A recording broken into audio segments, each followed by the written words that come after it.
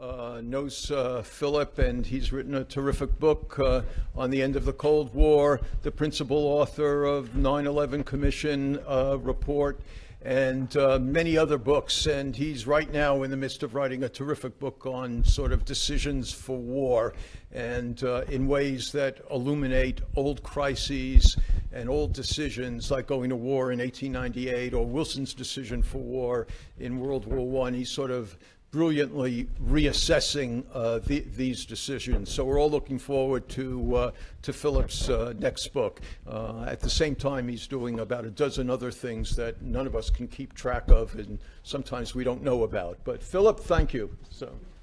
Thank you. I'm sorry to say we need to wait for James Wilson to show up. And so he's probably out there somewhere having a good conversation. We should send somebody. If we can send the search party out. The State Department is always late to the table. One of the messages of this. Clearing out the FOIA backlog.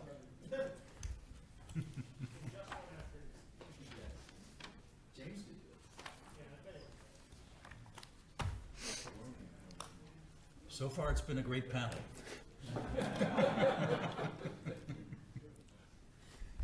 It's rather intimidating when you sit next to somebody who can refer to his book. If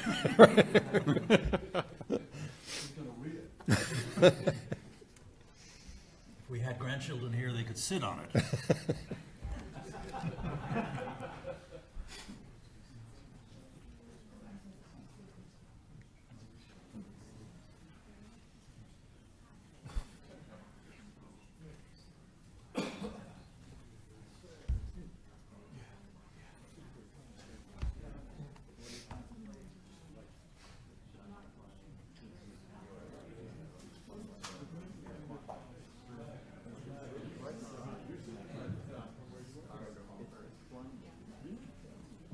Oh, here he is.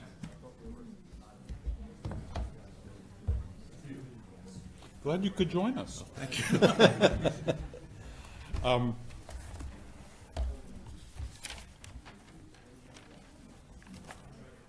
All right, let's go ahead and get started then.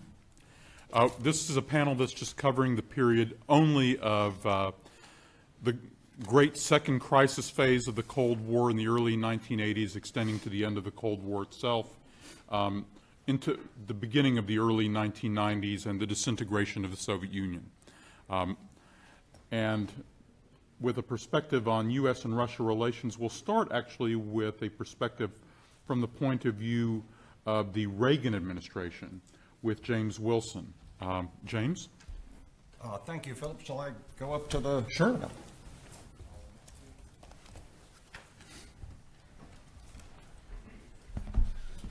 Well, thank you so much, Philip. And I was looking through a few files the other day and came upon a quote that I think might apply to the subject at hand. And that is, the problems that bedevil American foreign policy are not like headaches. With those, you take a powder and they are gone. Instead, they are like the pain of earning a living. They will stay with us until death. We have got to understand that all our lives, the danger, the uncertainty, the need for alertness, for effort, for discipline will be upon us.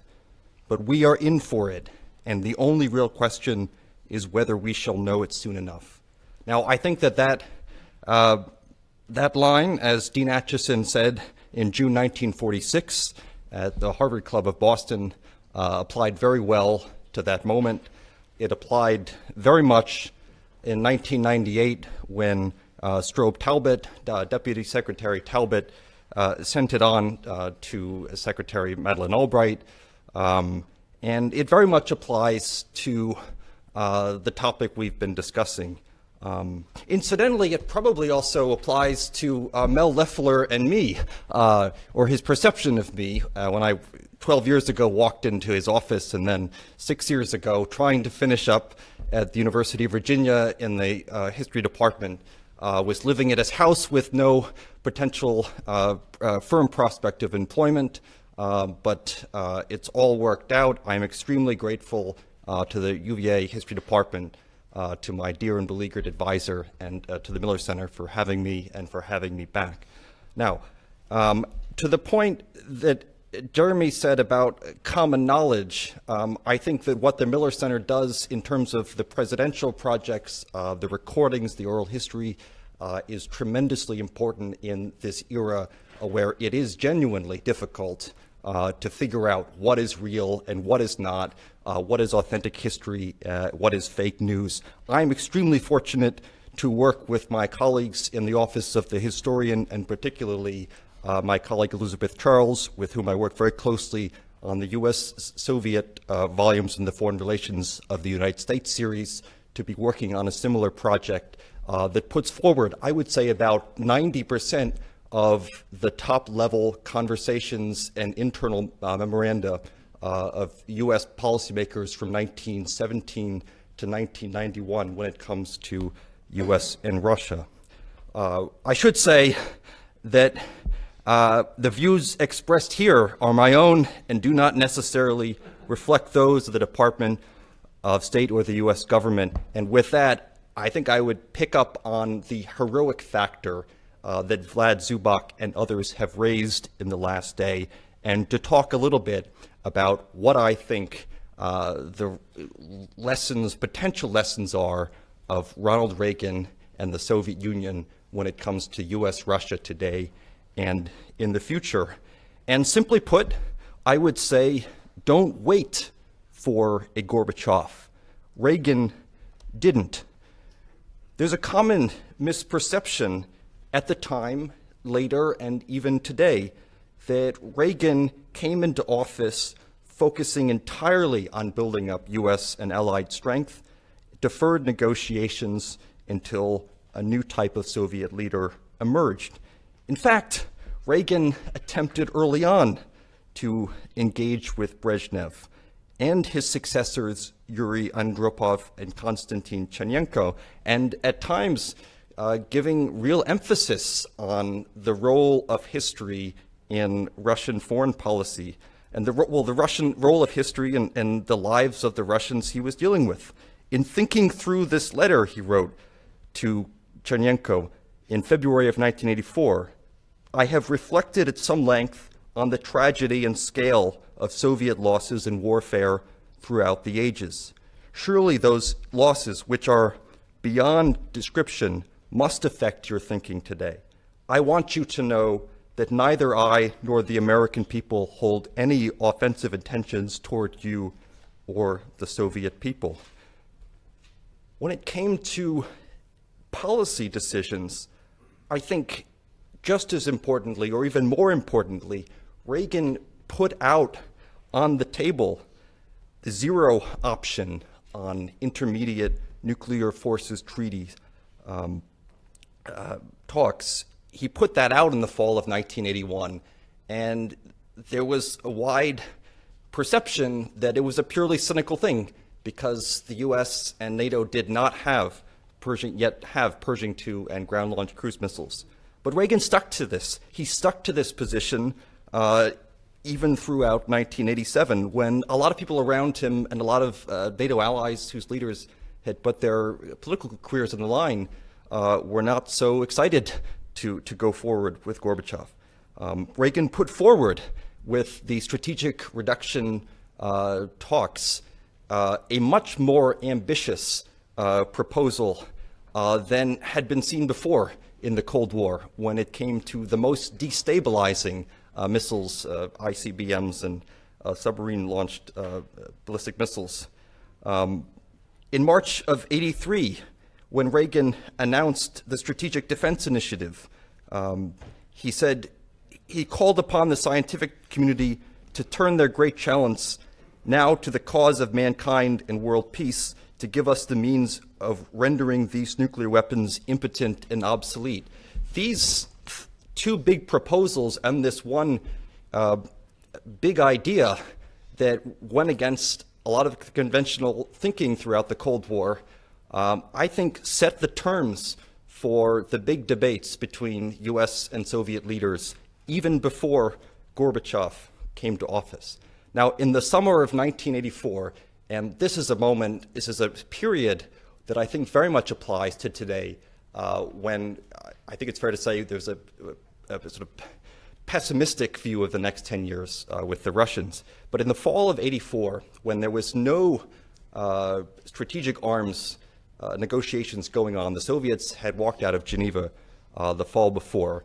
There's a wonderful memo that I've recently discovered to George Shultz about the prospects for arms control in the second term. And it was written by a magnificent public servant named James Timby. And he started out by saying, it is unreasonable to expect consensus to emerge within the US arms control and national security field, and for that to happen simultaneously with a consensus to emerge in the Soviet arms control and national security field. Therefore, what we need to do is to set the terms for what we would like to see 5 or 10 years down the road, with a sense of realism about what is possible. But if you're simply just waiting for both sides to grind through the bureaucratic process, even with the best staffers, that's not going to suffice. As we know, in March of '85, Gorbachev comes in. Just before that, the nuclear and space arms talks had commenced in Geneva, and they persisted throughout the Gorbachev era. And just to be clear, we don't forget about the arms reduction achievements during this period. You have INF in '87. You have the Nuclear Risk Reduction Center is completed. You have an upgrade to the hotline. You have the Strategic Arms Reduction Treaty, the Open Skies Treaty, START II, the Conventional Forces in Europe Treaty, the Chemical Weapons Convention, two very important presidential nuclear initiatives that are understudied, and then START II. So it's an extraordinary period that really gets launched during the middle of the 1980s.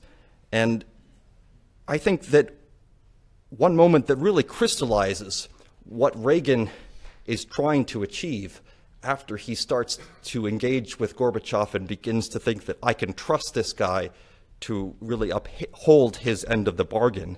And to the great, I think, surprise of some of the people around him, there's a very evocative Saturday morning meeting in January of 1986 where I think Eric Edelman may even have been there, where there was a sense among the people around Reagan, well, at Geneva in their encounter, he was talking about this fusion sharing technology, and Bush said, well, look, maybe he's just trying to get this out of his system, let's let him do this. And in fact, his ambitions were far beyond that. The letter that he sends in July of '86 to Gorbachev laid out this three-phase agreement for the ultimate elimination of nuclear weapons. Even after he signs the INF Treaty in December of '87, he says to his team, let's go for the gold. I want a START agreement before the end of 1988. And I'll just close by saying that I think there's a very, there's a kind of way of looking at these individuals, Reagan, Gorbachev, Bush, Shevardnadze, and Yeltsin, through a lens of the heroic factor. And that's not to say that to acknowledge the strengths of particular ones at particular moments denigrates the contributions of others at other moments. And I'll just close by something that really has fascinated me, and that is the last interaction with Shevardnadze and Reagan in September of 1988, where Reagan says, look, I know I said tear down the wall at this, in front of the Berlin Wall. I understand it had been perhaps unrealistic to have suggested that the Berlin Wall be torn down in its entirety. He understood that the division of Germany and of Berlin was a product of World War II and the feeling on the part of the Soviet Union and many others that Germany should never again be allowed to be the strongest and most dominant power in Central Europe. And if you had said to Reagan after that meeting, after Shevardnadze had left, that, you know what, in 2.5 years we're going to have reunified Germany in NATO, I think he would have laughed and smiled and said that would be great. But he also thought that would have been something that could happen maybe in 25 or 30 years. Thank you, James.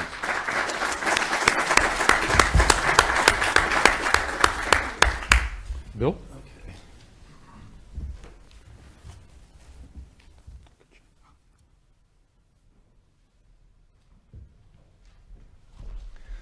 I, too, would like to join the chorus in thanking the organizers of this conference.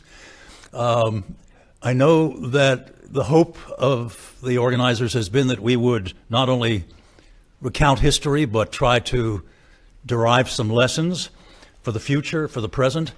Actually, I've derived some lessons from the discussion about the history itself, and indeed the subject of my book, Gorbachev and his relations with the United States.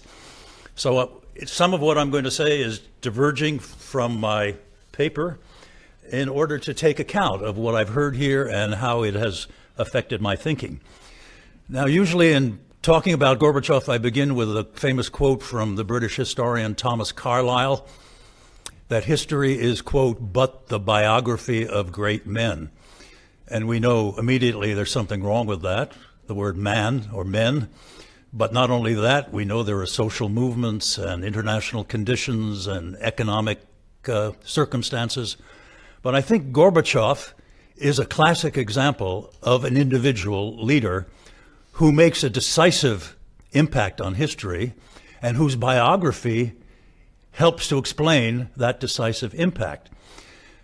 And this is partly because he had the power to have such an impact as the leader of the Soviet Union, of a still totalitarian or perhaps post-totalitarian society regime in 1985. But it also has something to do with his uniqueness in the sense that he did not do what other Soviet leaders in his peer group would have done. If he had, we could say that he was reflecting the values that they all shared, or we could say that he was reacting to the demands of a situation which they all faced. But no, he acted in his own idiosyncratic way. And indeed, there were only 3 members of that Politburo who stayed with him almost to the very end. Edward Shevardnadze, not quite to the end because he did resign. Alexander Yakovlev, his closest ally, from whom he grew estranged, and Vadim Medvedev. So he was unique. He was exceptional.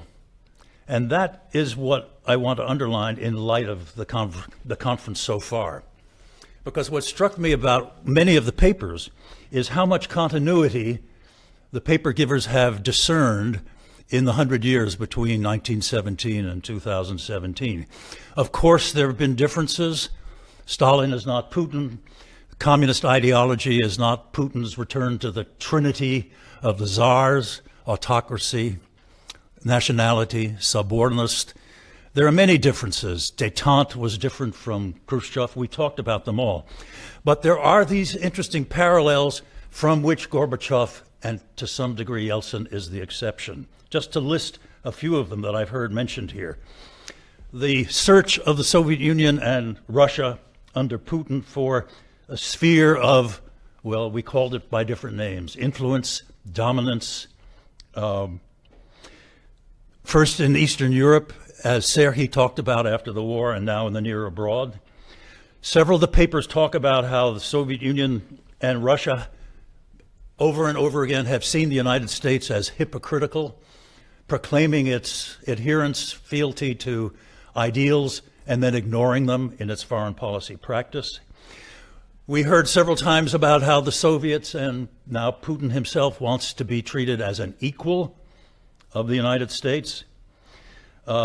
We've heard about how the liberal international order is promoted and defended by the United States, has been a kind of obstacle to the Soviets and the Russians achieving what they wanted to achieve. We heard just before lunch about the parallels as well as the differences between Brezhnev and Putin.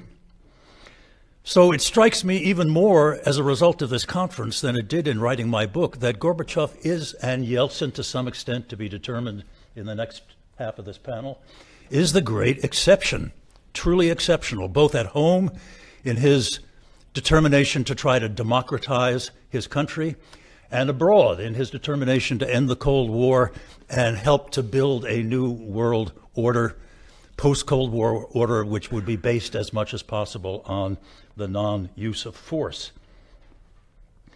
So if he is such an exception, the question is, how did the United States react to him in the person of Presidents Reagan and Bush? To what extent did it understand the exception that he was? To what extent did it try to meet him and help him as he pursued his goals? To what extent did it not do so in a way that might have hindered his efforts to obtain these exceptional goals? And in my book, and to some extent in my paper, I talk first about Reagan and then about George Bush. And I describe Reagan as, ironically, an almost perfect partner for Gorbachev, strange as that seemed at the time and in retrospect. After all, he was an arch-conservative president, and Gorbachev was a communist leader. Reagan talked about the evil empire. Reagan talked about strategic defense initiative in the hope that that would scare the Russians. And yet, and even when they met at Geneva, when you read the transcripts of their discussions, you see that for the most part, they're talking past each other and they're impatient with each other. It's really rather sterile conversations. And yet, they both feel by the time Geneva in November 1985 is over, that they have made a breakthrough. And it turns out they have, because a few months later at Reykjavik in 1986, they come very close to an agreement. We'd have to define it exactly what it means. They didn't define exactly what it means, but an agreement to abolish nuclear weapons. And in that near agreement, we see their compatibility. We see the fact that they both would like to get rid of nuclear weapons if they can. Unlike a lot of their colleagues in their governments who have come to the conclusion that nuclear weapons keep the peace, as horrible as their consequences would be if they were ever used. And then, of course, when Reagan goes to Moscow in the summer of 1988 and he is standing in the shadow of the Kremlin and he is asked, what about that evil empire that you used to talk about? And he says, that was another time, another era. And then in December 1988, when Reagan and Bush and Gorbachev meet at Governor's Island in New York, Bush sounds to Gorbachev as if he is going to pick up where Reagan left off, and even jokes to Gorbachev that if he doesn't do this, Reagan will be on the phone from California pushing him to do what he has promised Gorbachev he is going to do. Now, by the time 1991 rolls around, Bush, I would argue, has become in some ways an even better partner for Gorbachev. I think Gorbachev felt more comfortable with Bush. He felt as if he was dealing with a more sophisticated, experienced, intelligent politician. You can't read the conversations that took place in their summits without seeing the warmth between them. You read Chernayev talking about how striking and startling and stunning was the connection between them. And yet, when you look back at 1989, when Bush comes in, and then you look at Bush and Gorbachev in 90 and 91, from Gorbachev's point of view, Bush is not measuring up to what Reagan had been. Now, I've begun to talk about this a little bit with Philip before, and I talked to James about what might have been involved in achieving Gorbachev's goal, which was to sign a START treaty in 1989 rather than in 1991. And I realize this is very complicated, and I think in my conversation with Philip, he even didn't like the use of the word pause, which is often used, the pause in the Bush administration's dealings with Gorbachev to reassess Reagan and what he and Schultz had accomplished with Gorbachev. From Gorbachev's point of view, this was really damaging frustrating. He couldn't understand it. And as I look back, and I expect that Bob won't agree with me, as Philip did not, but when I look back at it, it seems to me to have been a big mistake, to the extent that it actually happened. And you gentlemen may decide that it didn't. But when I look back and I read Brent Scowcroft's memoirs, for example, I see him saying that Gorbachev was trying to smother us with kindness, or that Gorbachev, and these are almost the words, I would find them if I opened the book, that Gorbachev was more dangerous than his predecessors, because he was, in effect, lulling our vigilance by seeming to be so reasonable. Now, you have to remember that by this time, Gorbachev had transformed the Soviet system. I'm thinking about the 19th Party Conference in 1988, which set the stage for the free elections, or mostly free elections, of '89. He had discarded the ideological underpinnings of Soviet foreign policy. He had signed one disarmament treaty, INF, and moved toward another, START. He had announced a drastic cut in Soviet conventional forces in Europe. He had begun to withdraw from Afghanistan, although I realize he's not entirely out until the spring of 1989. He had recognized universal human rights. And yet, in what I understand to be the sort of summary of the four-part strategy for coping with the Gorbachev phenomenon and with the Soviet Union in early 1989, I understand it to be, first, to appear confident about our purposes and agenda. This is the Bush strategy. Second, to signal that relations with our allies were our first priority. Third, to place a higher priority on relations with Eastern Europe than with Russia. And fourth, to promote regional stability in a place like Central America. And in my paper I wrote, notably absent from this list was helping Gorbachev to transform his country and close out the Cold War. Now, I look forward to hearing, Bob, your version of this, and I understand there were reasons for choosing to do it this way. But it seems to me in 1989, unlike 90 and 91, Gorbachev was riding high and doing well and very popular, and to be further strengthened by the Bush administration's picking up where Reagan had left off would have been a wonderful thing for him, and in the long run, who knows how it might have affected his fate. Then we get to 90 and 91. It's a different world. It's a different issue. It's Germany in particular. Gorbachev amazingly quickly accepts the reunification of Germany and its membership of reunified Germany in NATO. And he hopes that this will be part of a kind of sea change in Europe, in which NATO and Warsaw Pact will lose their military nature and eventually disappear. And Europe will come together in what he calls a common European home, which sounds like a propaganda device, but which he believed in very seriously. He even thinks that Secretary of State Baker on February 10th, 1990, has told him that NATO will not expand 1 inch to the east. And those are Baker's words. But again, there's debate about exactly what they meant. Gorbachev, I think, took it to mean that broadly that NATO would not expand, and yet we know that it did. So, against all of this background, I guess I want to bring up the words of Margaret Thatcher, who posed a kind of alternative in 1991. No longer Prime Minister, she urged Ambassador Matlock, American ambassador to the Soviet Union, she said, to tell, we've got to help Mikhail, she says to Matlock. She wishes that Bush would lead the way just as Reagan had. Quote, this is Thatcher, just a few years back, Ron and I would have given the world to get what has already happened here, unquote. If the West did not come to Gorbachev's aid, she added, history will not forgive us. So I guess I'd like to end with two questions, one about that time and one about our time and the future. Was there really no chance?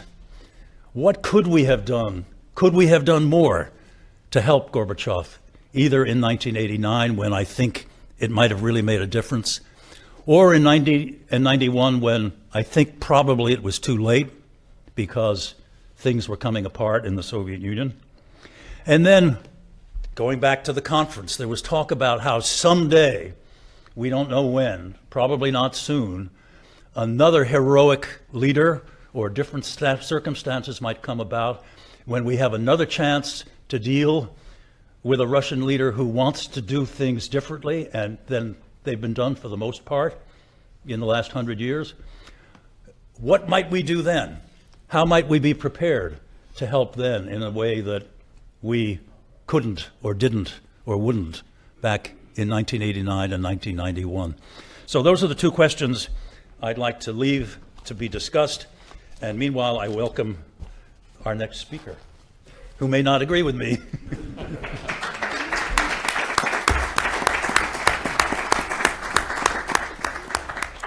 Well, I want to join all of those that are complimenting Mel and Will and the Miller Center for organizing this conference. I personally find the ability or the opportunity to try to connect some historical reflections with insights for policy is a fascinating area.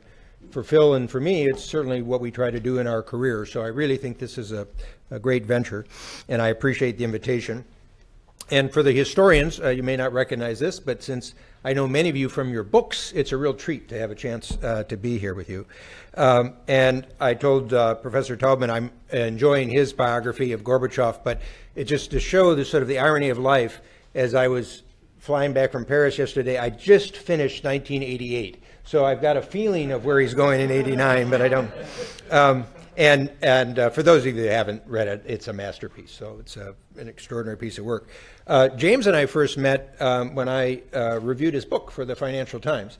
And that perhaps is a little cautionary tale, is that when historians start to edge into the policy area, be careful. The reviewers may not be other historians. They may be policymakers. But James has done a wonderful, when I think of what he and his colleagues are doing at the State Department, I know it's going to be a resource for people going forward. I will highlight 5 points today. One, economic strength and dynamism are the foundations of power. Even today at this conference, it's interesting. We've had a lot of discussion of arms control agreements. We've had discussions of summits. I think only others a little bit in the connection of domestic and international kind of linked in the economic issue. And it's not that I'm a Marxist determinist. I just think that economics becomes very important in this story. Recall, during the 1970s, it was very common to read stories about the death of capitalism. Oil shocks, stagflation, loss of confidence. And rather than review that in detail, I want to just draw attention to 4 particular elements. One, the revival of the Western market economies was not due just to Reagan and Thatcher.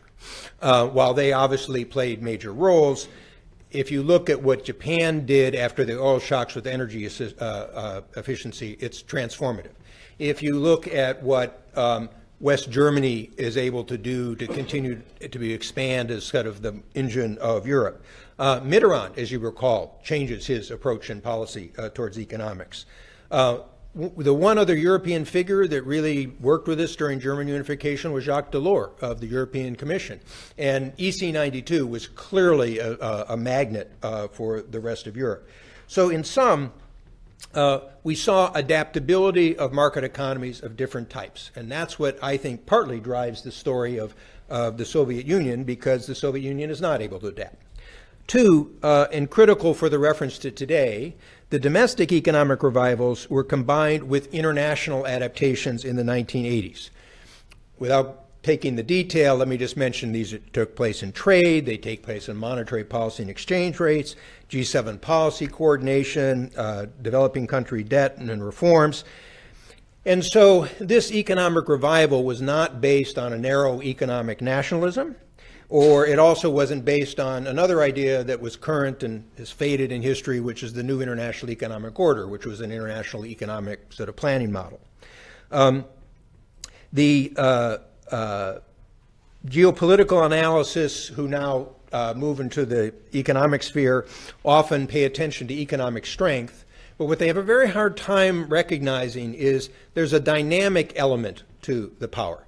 And part of it is the systemic ability to adapt and to change. Third, the USSR could not adapt. It was very dependent on energy resources and prices. That's still true today. And I note in the paper, my rough recollection, it's about 20% of their GDP, about 50% of their budget, and maybe 80% of their exports. So it's a huge dominance for the overall economy.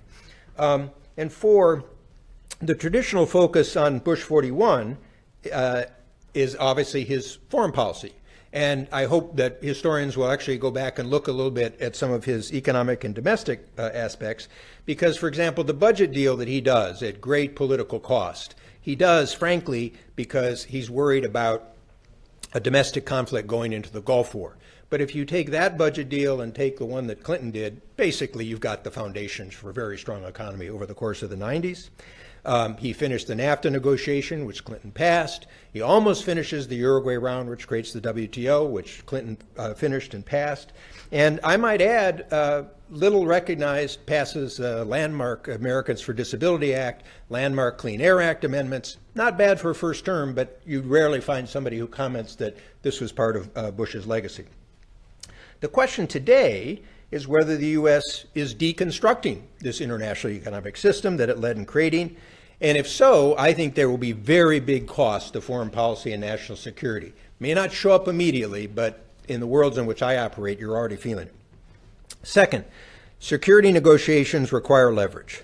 The Euromissile debate was a fierce mixture of neutralism, anti-nuclear pacifism, anti-Americanism, Soviet manipulation. I think one of the challenges in terms of policymakers understanding the Soviet Union, as you've detailed very well in your book, kind of some of the things taking place. But remember what they saw. What they saw in the course of the sort of the Euromissile debate and others was a Soviet Union that was fundamentally different and challenging the system. And as I believe Gorbachev acknowledges, the ability of the Western countries to maintain their cohesion was one of the things that led the Soviet Union to move on to the INF Treaty. This also has applications for today. In the context of Russia, the experience would suggest the need for the United States and NATO to have respond seriously and with real capabilities to Russian probes, whether in the Baltics or Central and Eastern Europe, or now especially in cyberspace. And I might add that firmness does not necessarily require belligerence. In the case of Ukraine, I think Putin's aggression will be limited by the costs. And it points to the importance, ultimately, of Ukraine's cohesion and capabilities. Third point, allies first. This has both a historic and a current applicability. And this is interesting little aspects of this conference, which I was mentioning to Phil as we came through.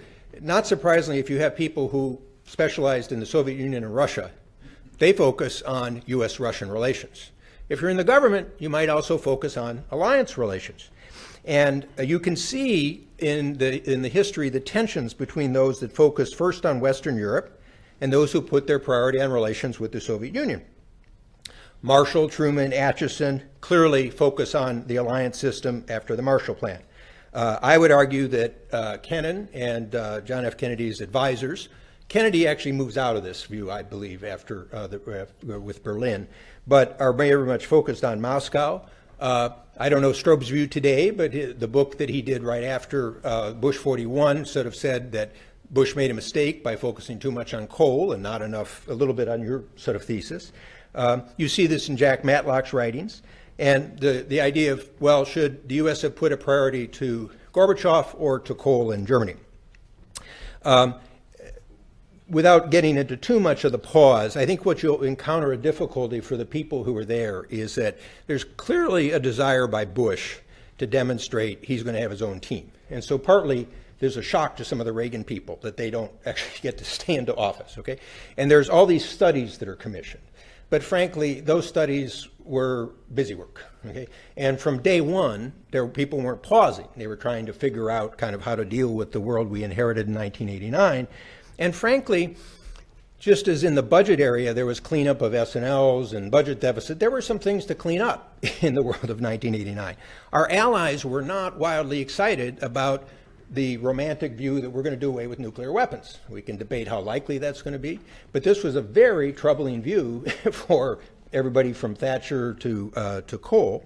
And of course, it left the short-range nuclear missiles in Europe as the only ones left. And for the Germans of the day, this meant the shorter the missiles, the deader the Germans.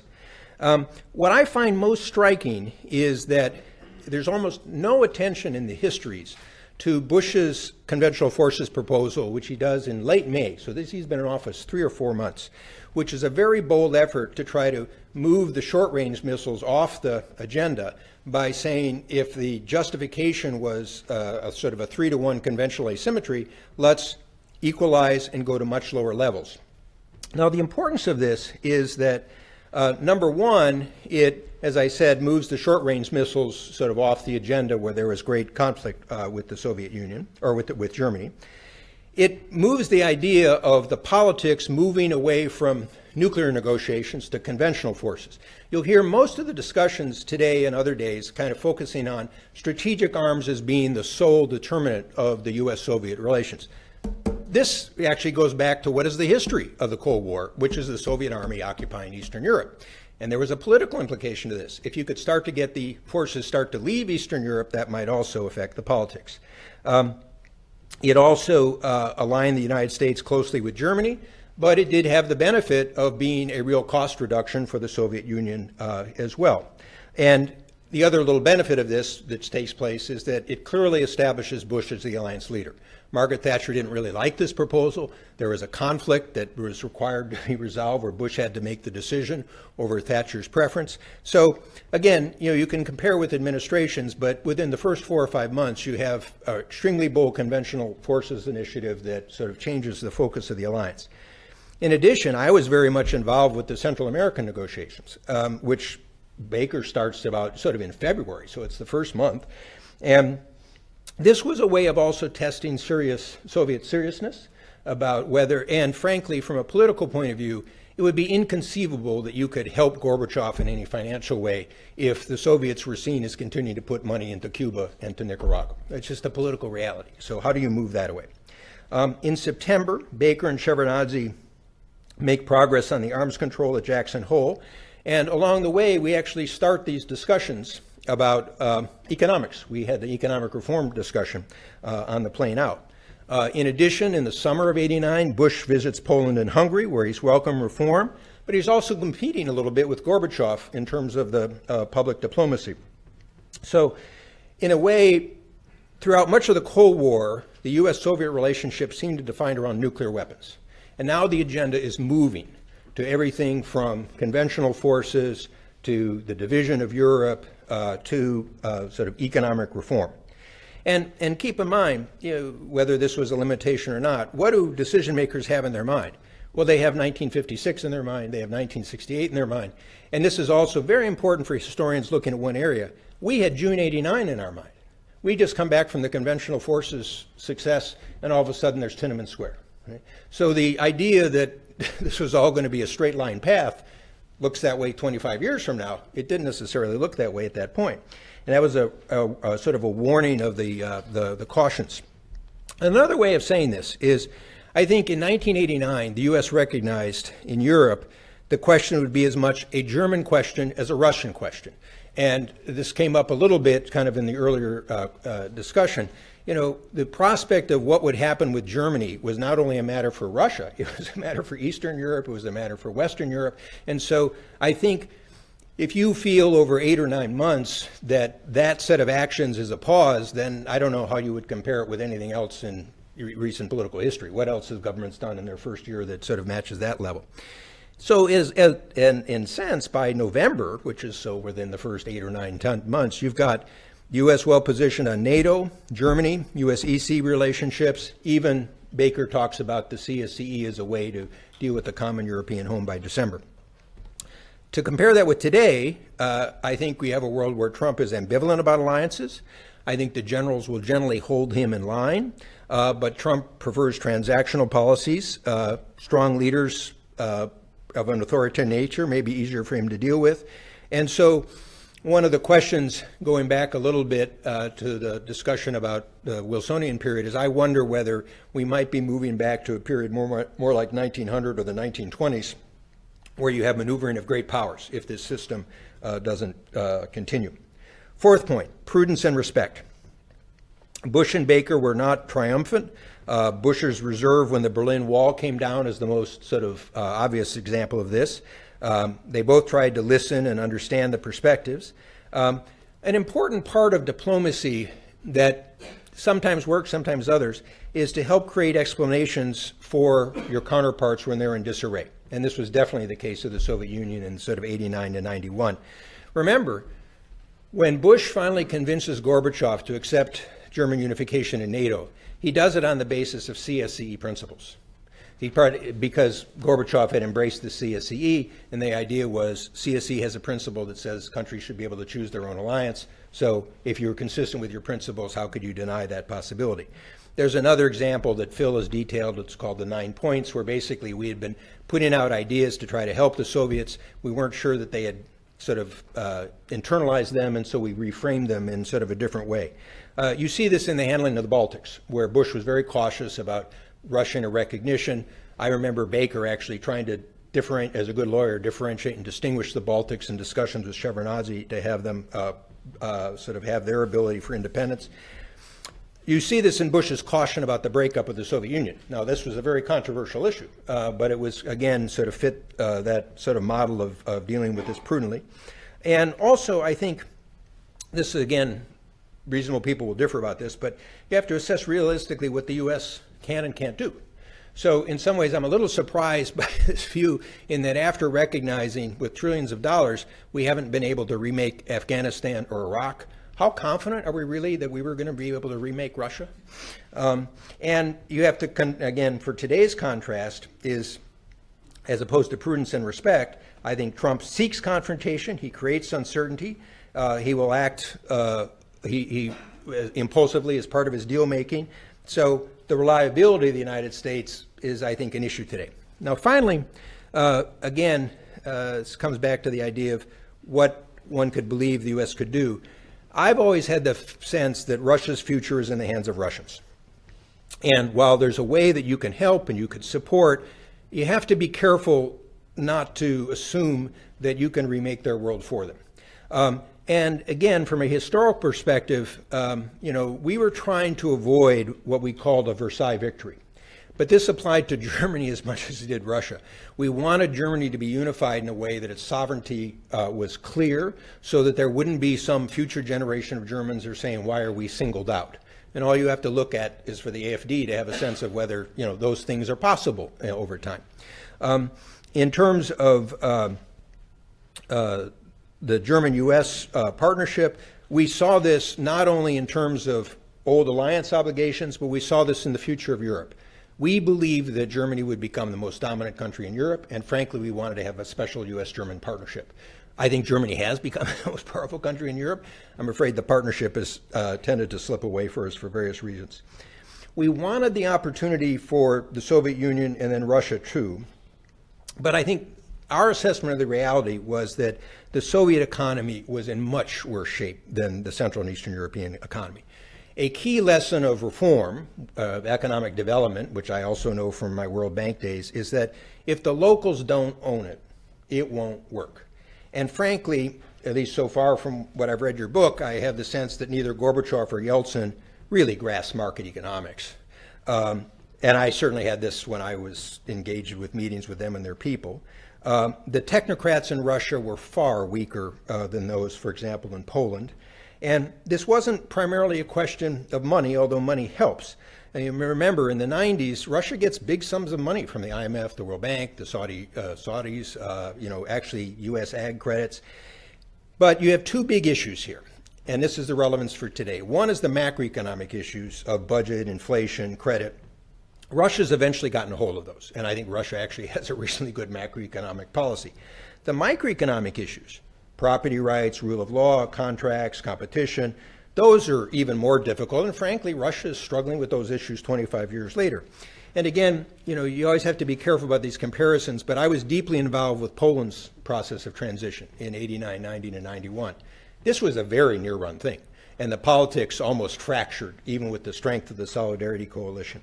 So I noticed at the end of your paper and in the book, you kind of note that the U.S. probably didn't miss a chance to save Gorbachev and democracy, but then you use this Margaret Thatcher quote as kind of sort of setting out what might have been.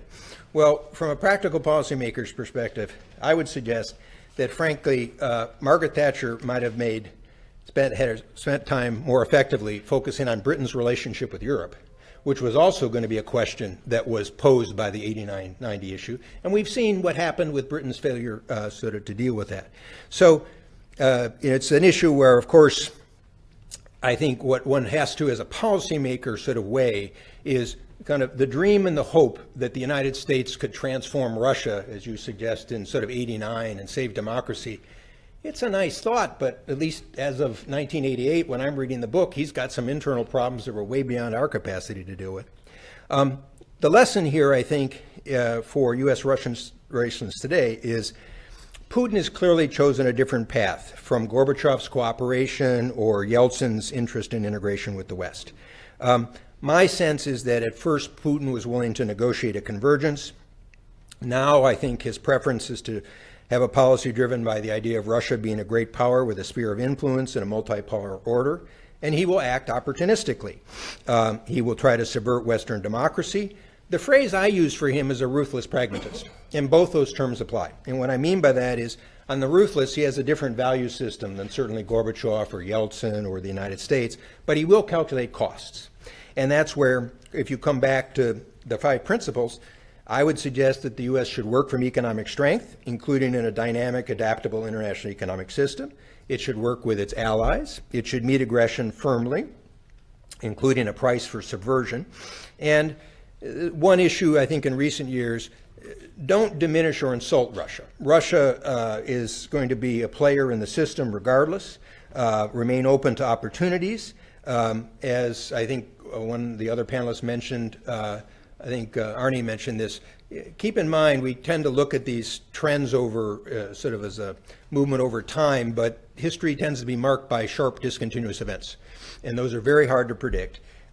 With Russia, I think the important thing is to recognize Russia will continue to change, and that change has tended to be associated with transitions. And, you know, I can't predict how the Putin transition will work, but so far Russia's governance hasn't mastered transitions very well. And so that may be an area and opportunity as we go forward. So thank you, Bob.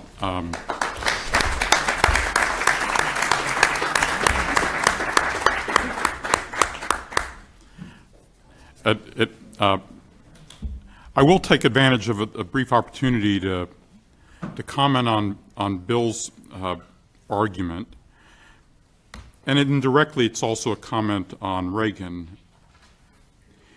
Because then you have to ask yourself, what's the substance of the agenda?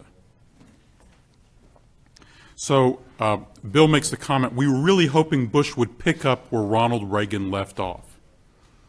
So when you actually go through the list of things that the Bush administration does, winds up the issues with Central America and gets a process of diplomacy going there, CFE, short-range nuclear forces, attitude towards the European community, vision of a Europe whole and free, policy on the Polish Roundtable with the first offer of U.S. assistance crossing the Iron Curtain since the Marshall Plan in 1947, and a speech on U.S.-Soviet relations that promises to go beyond containment and invites an agreement on mutual transparency of both of our countries to open aerial reconnaissance. All right, and then that's all done by May. So, you know, and gets going in the 3rd week of March after Condi and I and Bob Blackwell are basically just figuring out, you know, how to get our office badges to fit. We're about 6 weeks or 7 weeks in. And you recite all that, and then folks come back and say, sounds like a pause to me. And my reaction a little bit is, this is a tough crowd. Now, but I listen very carefully because I hear what Bill is saying. And the sensibility Bill is reflecting is a real sensibility. So you have to take account of that. So, and I think there's something about a personal dynamic that's being yearned for in an over-personalization of the relationship that substantively is chimerical. So pick up, like, the 7 things I just listed, none of them, not one, was on the agenda we inherited from the Reagan administration, including the CFE move. The Reagan administration was not in any way moving towards giving in to the Soviet proposals on how to get CFE to work, which I can detail at some point if anyone is interested. So then it's kind of like, well, let's wrap up the START agreement in 1989, which Reagan could not wrap up by the end of '88 and actually turned out to be really hard for reasons on both sides and couldn't be done until late 91. But actually, START, that's it. That's what helps Gorbachev survive. That's why it's like getting a START agreement. By the way, CFE, from a cost perspective, the conventional forces are vastly more expensive than the nuclear forces. If you want to relieve the defense burden in the Soviet economy so they can reallocate resources, it's all CFE, folks, and making progress on that. Turns out, by the way, that that's politically destabilizing the Soviet Union in ways that Bill Odom describes. But the way Bill put it, and I quote, and it's worth studying this quote, help Mikhail Gorbachev change his country and close out the Cold War, close quote. So then you ask, what would have, break that into two parts. What would have been the agenda to, quote, help Mikhail Gorbachev change his country in 1989? One, did the Reagan administration end '88 with such an agenda? It did not. Did Margaret Thatcher have such an agenda? She did not. One of my responsibilities at the White House was Margaret Thatcher. So I was privy to the contents of every meeting, letter, and phone call between Bush and Thatcher for more than 2 years. I never heard her make a substantive proposal of what to do to help Mikhail Gorbachev remake the Soviet Union. Nor am I sure in the beginning of 1989, when Mikhail Gorbachev was the toast of the world and George H.W. Bush was a question mark, was it obvious that the United States was in a position to start offering plans to Mikhail as to how to remake his country. But really, it's a challenging substantive issue, and maybe there's something that should have been proposed, should have been done, should have been discussed. But actually thinking through what that was and what the Soviets wished specifically we would have talked about is actually not an easy question to answer in 1989. The second half of that, close out the Cold War, actually is really interesting. Because you know what? Margaret Thatcher thought the Cold War had just been closed out. It was done. She said it publicly in November 1988, the Cold War is over. November 1988. And George Shultz agreed with her. Think about that. That's Europe divided, Germany the most militarized piece of real estate on planet Earth, yet the Cold War is over. It's been closed out. Because you see, we stood up to them in the test of strength. We've gotten a modus vivendi to relax tensions at that level. Hey, let's put a bow on it and say Cold War over. So then the issue is, if you have a different vision of how to end the Cold War, that's actually all about a policy towards Europe, which then circles back to Bob Zellick's, I think, shrewd observation, which is that there is a strong tendency in people who focus on U.S.-Russian relations to treat the rest of Europe in between as instrumental to the achievement of U.S.-Russian happiness. And as you can tell from what Bob said, and also my view, we very much did not think of Europe as instrumental in this matter. In fact, Europe was the central focus of where you would go about ending the Cold War and your policies towards that. So that's, in a way, more of a comment than a question, but the comment that it does signal, the question it leads to, which is relevant today, is notice it raises the issue of how do you define an end to the Cold War concretely? Concretely. And to carry that to the present day, and by the way, how would you define it today? Concretely. If you wanted to relax tensions, what would that mean substantively to attain your objective? What would success look like? For Reagan in 1986, since he doesn't abolish nuclear weapons, what does success look like? For Margaret Thatcher in 1988, and then on forward, even to pose that question in the present day. So I really, in fairness, need to give both James and Bill a chance to respond to that before we throw this open to the audience. I defer my time to Bill. Well, those are very good arguments delivered in a elegantly, lawyerly way. You mean you're checking off all the boxes. I guess what I would say is that when it came to Soviet-American relations, especially in Gorbachev's eyes, it wasn't so much a matter of checking all the boxes. It was the overall atmosphere. It was the sense that he had in Washington a partner. That's what he was trying to create. He thought he was creating it. Now, you may say that what Scowcroft says in his memoirs, especially, as opposed to what he said at the time, isn't decisive. But if we look at what he says, the notion that Gorbachev is more dangerous than his predecessors and that he's smothering us with kindness doesn't sound like the end of the Cold War to me. Maybe I'm now checking off my boxes. You're right, by the way, about that. Yeah, and Gates too. Gates, harder line, but Yeah. they are actually, Scowcroft himself is personally ambivalent and uncertain as to how to read this, and is uncertain as to whether to basically say it's all done, we're all set now, this is good. And he is suspicious, Baker less so. Yeah, I understand that. I guess what Gorbachev would have liked would have been a summit sooner than December '89. He expected one sooner. Reagan, after all, had had one in December '87, in June '88, in December '88. That's what a partnership looks like, even apart from the specifics that you accomplish. So in that sense, and the start always loom very large, and in a way, your comment or Bob's that we don't pay enough attention to CFE and conventional weapons only underlines the fact that that is the way we operate. We do pay attention to strategic nuclear weapons. So I think a START agreement, if it had been reached in '89, would have been very big.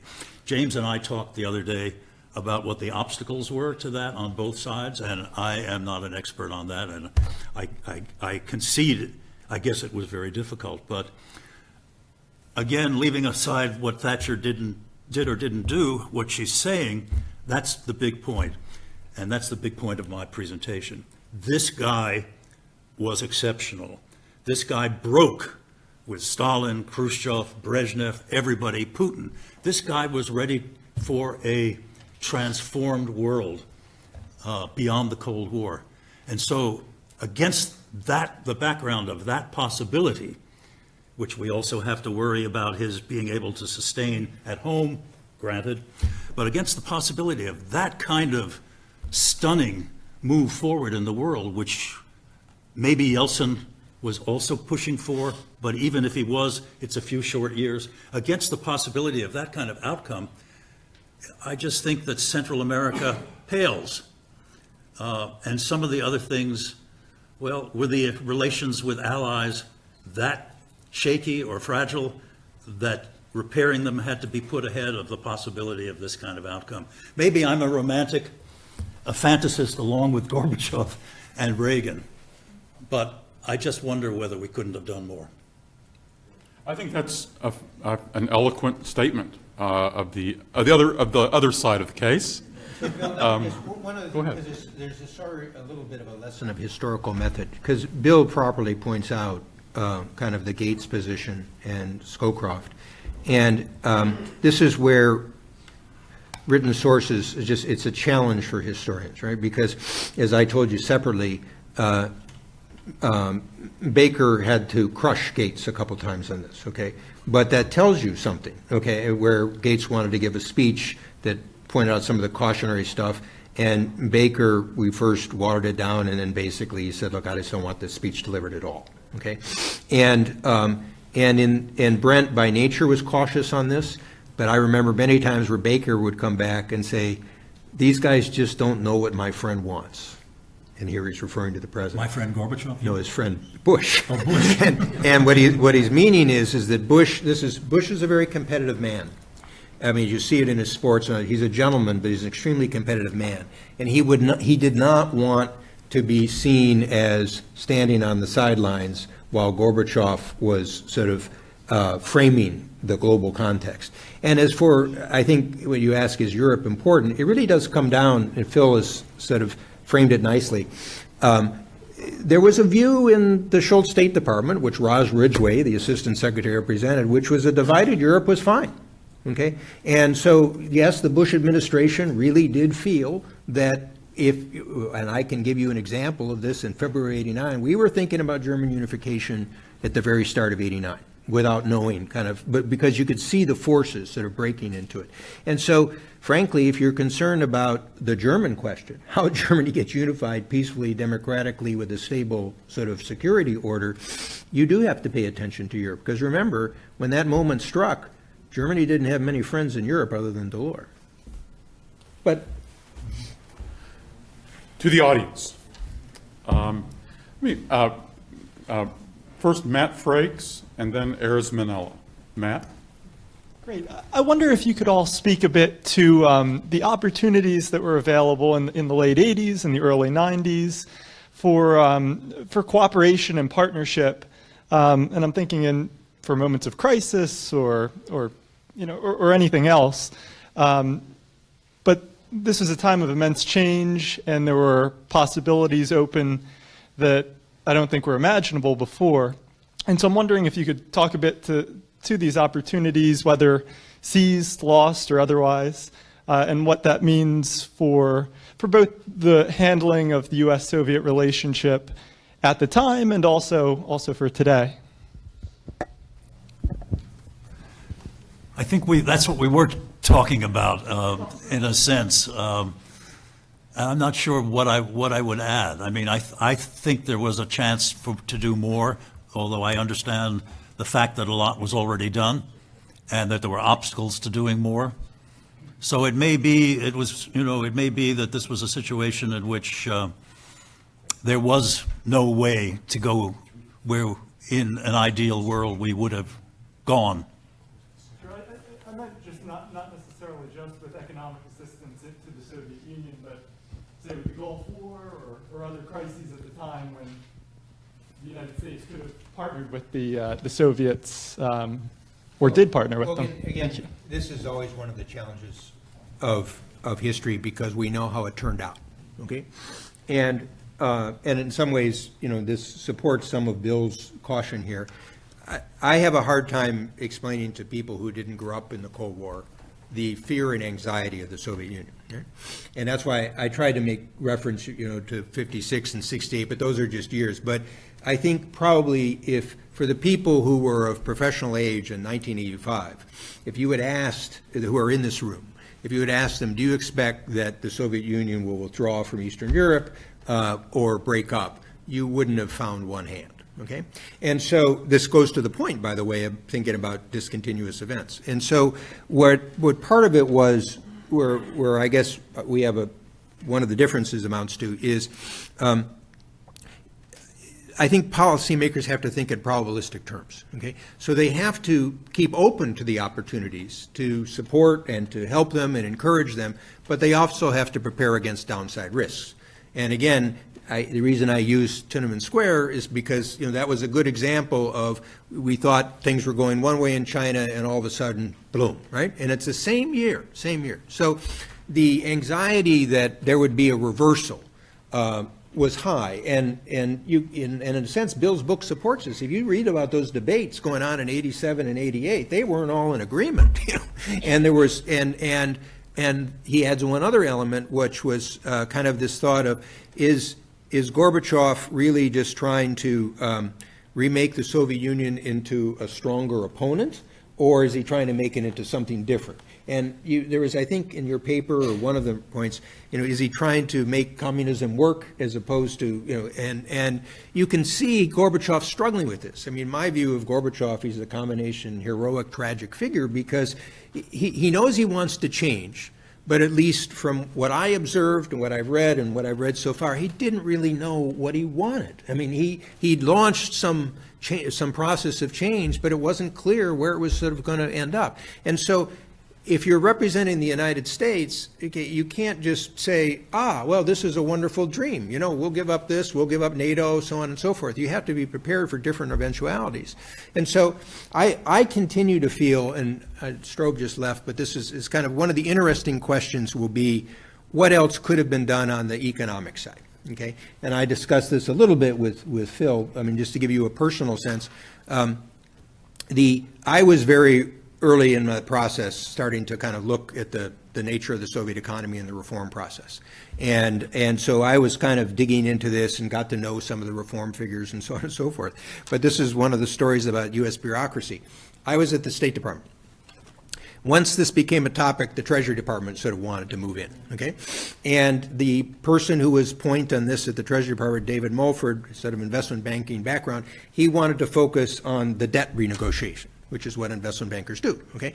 And I remember getting frustrated because I was trying to work with some of the reformers to try to deal with much broader questions of structural reform.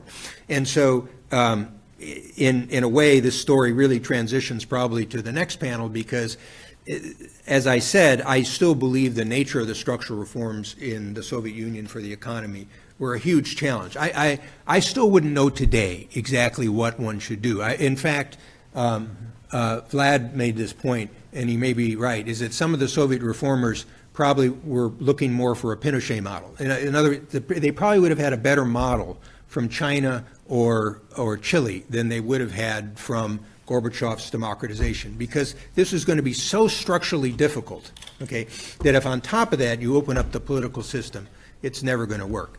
But so to come back for the realm of possibilities, I think at least Bush and Baker were partly of the view to say, look, this is a historic moment. We want to try to sort of maintain or keep up the momentum as much as we can. We need to harvest the benefits for things we wanted to achieve over the course of 40 years. But then we also have to be prepared for some of the downsides. Now, you asked about the Gulf War. Well, that was a story where, many people in this room are probably well aware, Baker was on Mongolia.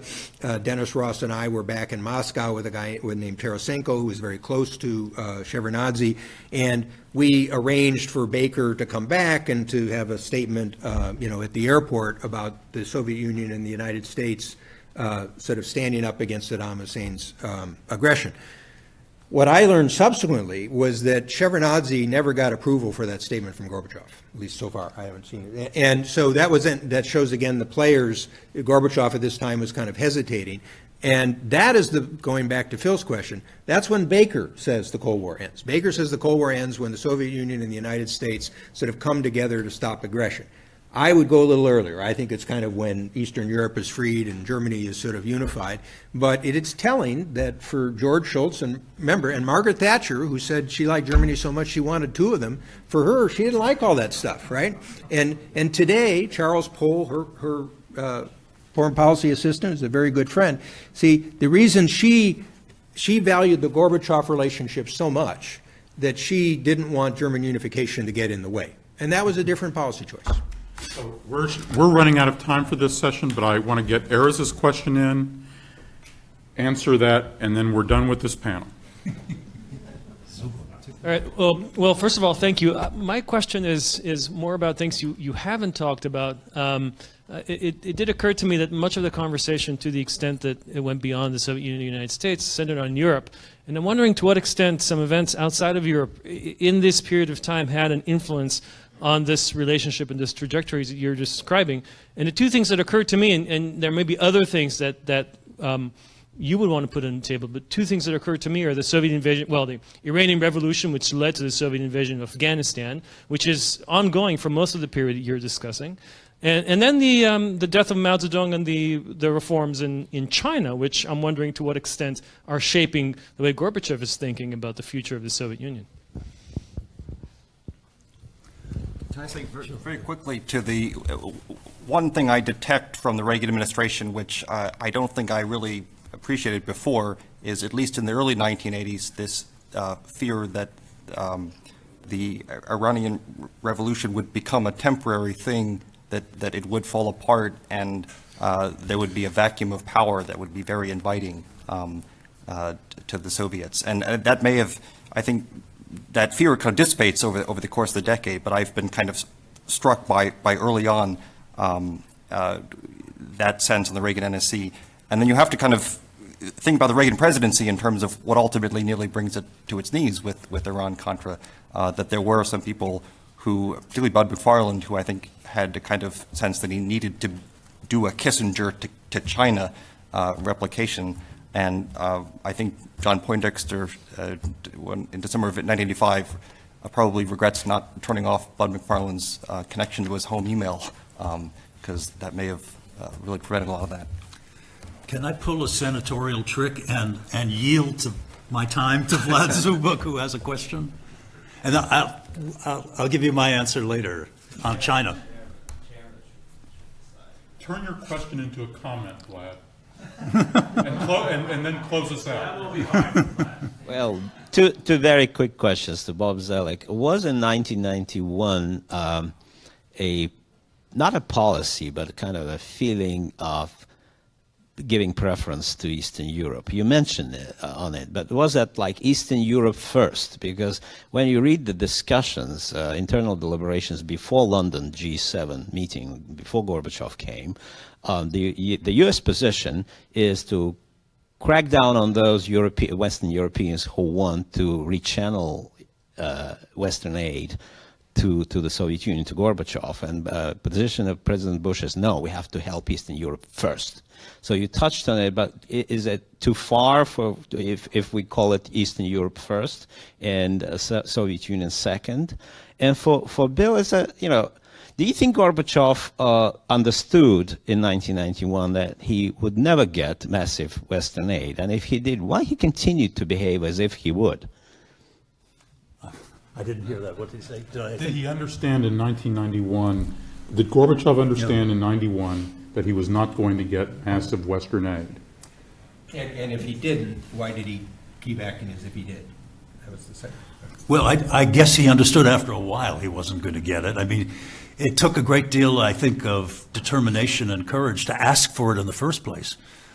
Initially, I think it was other people around him who named numbers. And Gorbachev always put it more generally, like, if you spent X billion dollars in the Gulf War, can't you spare anything to change, the Soviet Union in this crucial way? That was his way of asking for it. But I think he understood. And he didn't always behave in a way as to make it more likely. His response to the Allison-Yavlinsky gambit was to send Primakov. Was it Primakov to Washington rather than Yavlinsky, whom Bush people wanted to see? So he undermined himself in that way and other ways, too. As for your question about Eastern Europe, I guess the best way to answer it is we didn't see Europe in categories, in boxes, right? It was the whole region through the Soviet Union, right? So Phil and I keep emphasizing, in some ways because Germany worked out okay, we don't see that as a big problem. But if we realize that in much of history there's been a German question as much as a Russian question, that was part of the issue. With Eastern Europe, that is related to Germany. Okay, they're as anxious about Germany as they are about Russia and the Soviet Union. And so I don't recall the particular facts you mentioned about supporting Eastern Europe as opposed to the Soviet Union.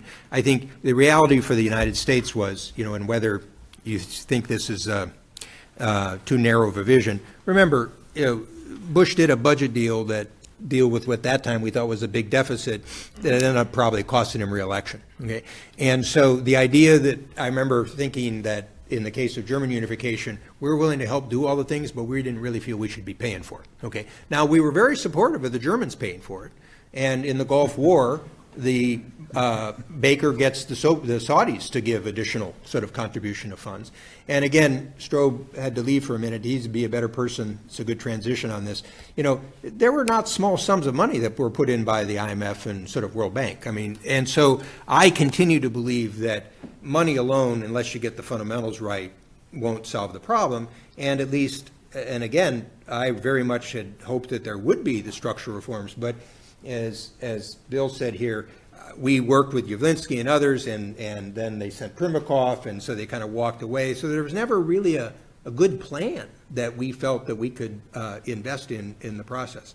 And then the one last point, though, coming back to Eric's point, I'll switch it to today, which is China. So this is a question for all you Russian specialists in the room. I still don't quite grasp why Putin seems more worried about NATO and Poland and the Baltics and the United States than he is about China and the area to his south. Okay? And so we can talk about the history of Russia and so on and so forth, but at some point, somebody has to recognize, do you really think that Poland and Germany and the United States are a threat to Russia? Or do you think that maybe some other regions might cause greater anxiety? We did talk about that yesterday, by the way. What did you decide? Just what you said. Yeah. All right, let's thank the panel for their hard work.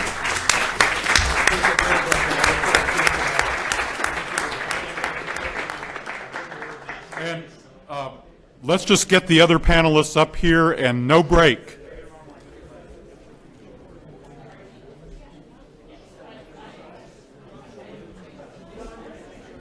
You're welcome.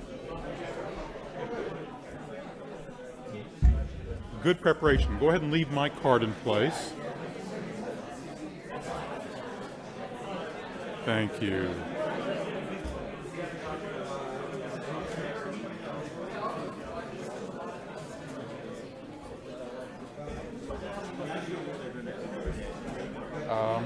Let's just put stroke here.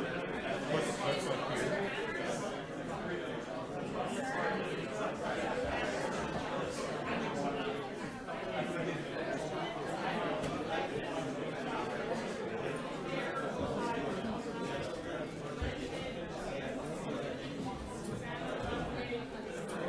In the center, in the place of honor, Mr. Deputy Secretary.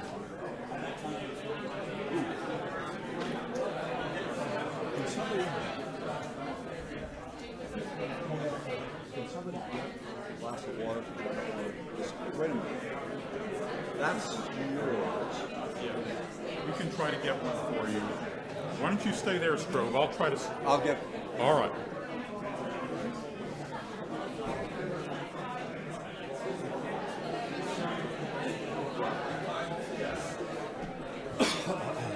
That was a really good session. Really good. It ran a little long, but... Well, there's some cushion, right? A little bit.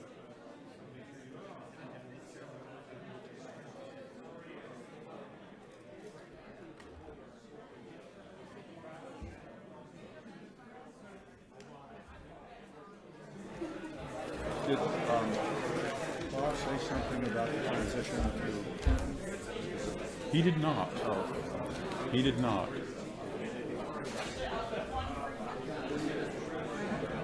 So we'll start with you, Strobe, and then you, Svetlana. And then you will take all the questions. Yes, absolutely right. All right, let's get started now.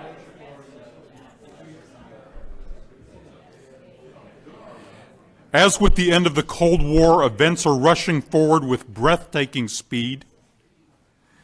And just when you think you're beginning to digest what happened by 1992, wait, there's a new administration in office, and Strobe Talbot is going to actually explain it to us. Strobe?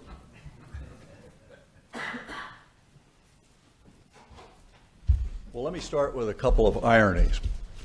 I do remember as a reporter when the Bush 41 administration came in, it was a little scratchy with the Reagan administration going out, and I do recall talk of pause, the Secretary of State, Jim Baker, wanting to make sure that he wasn't captured by the building and that kind of thing. When 4 years later, the Clinton administration came in, all I can say is that Bill Clinton picked up exactly where Bush 41 was. It was an extraordinary transition. Well before inauguration, a number of people, including a couple of people you've heard from and are going to hear from during the rest of the conference, were calling their counterparts who were coming in the new administration.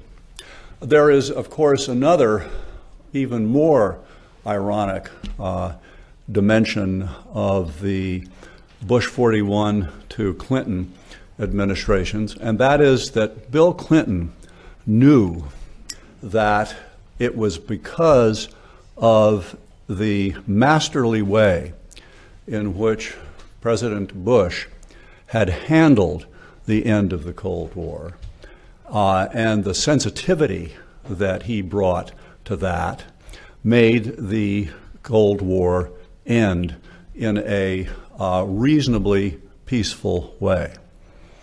I remember President Clinton, before he was President Clinton, when he was president-elect, saying, I won't do the Southern accent, but he said, Bush is really something. He's acted like a very skillful, very prudent, very calm ground control for Gorbachev as he tried to bring this rickety thing, the USSR, down for a soft landing on the ash heap of history. And he also knows, or knew, that had the Cold War continued, or let's put it this way, if the putsch back in August of 1991 had succeeded, he, Bill Clinton, would not have had much of a chance to unseat one of the most successful and revered foreign policy presidents we'd ever had. So because of that great contribution, Mr. Bush had to yield the White House. With that, I'm going to give you a little sense of what President Clinton's view of the situation was. He felt that he had a responsibility to keep the Cold War over and to do everything possible to help Yeltsin over, and by the way, help Yeltsin in many ways, a number of which, particularly that involved money, that was contrary to the advice of many the advice that he was getting from many people in his own administration. President Clinton also was determined to forge a personal relationship with Yeltsin, not only because he was the first democratically elected Kremlin leader, but also because Yeltsin was clearly determined to try to make democracy stick. President Clinton had no illusion on how hard this was going to be. No illusion.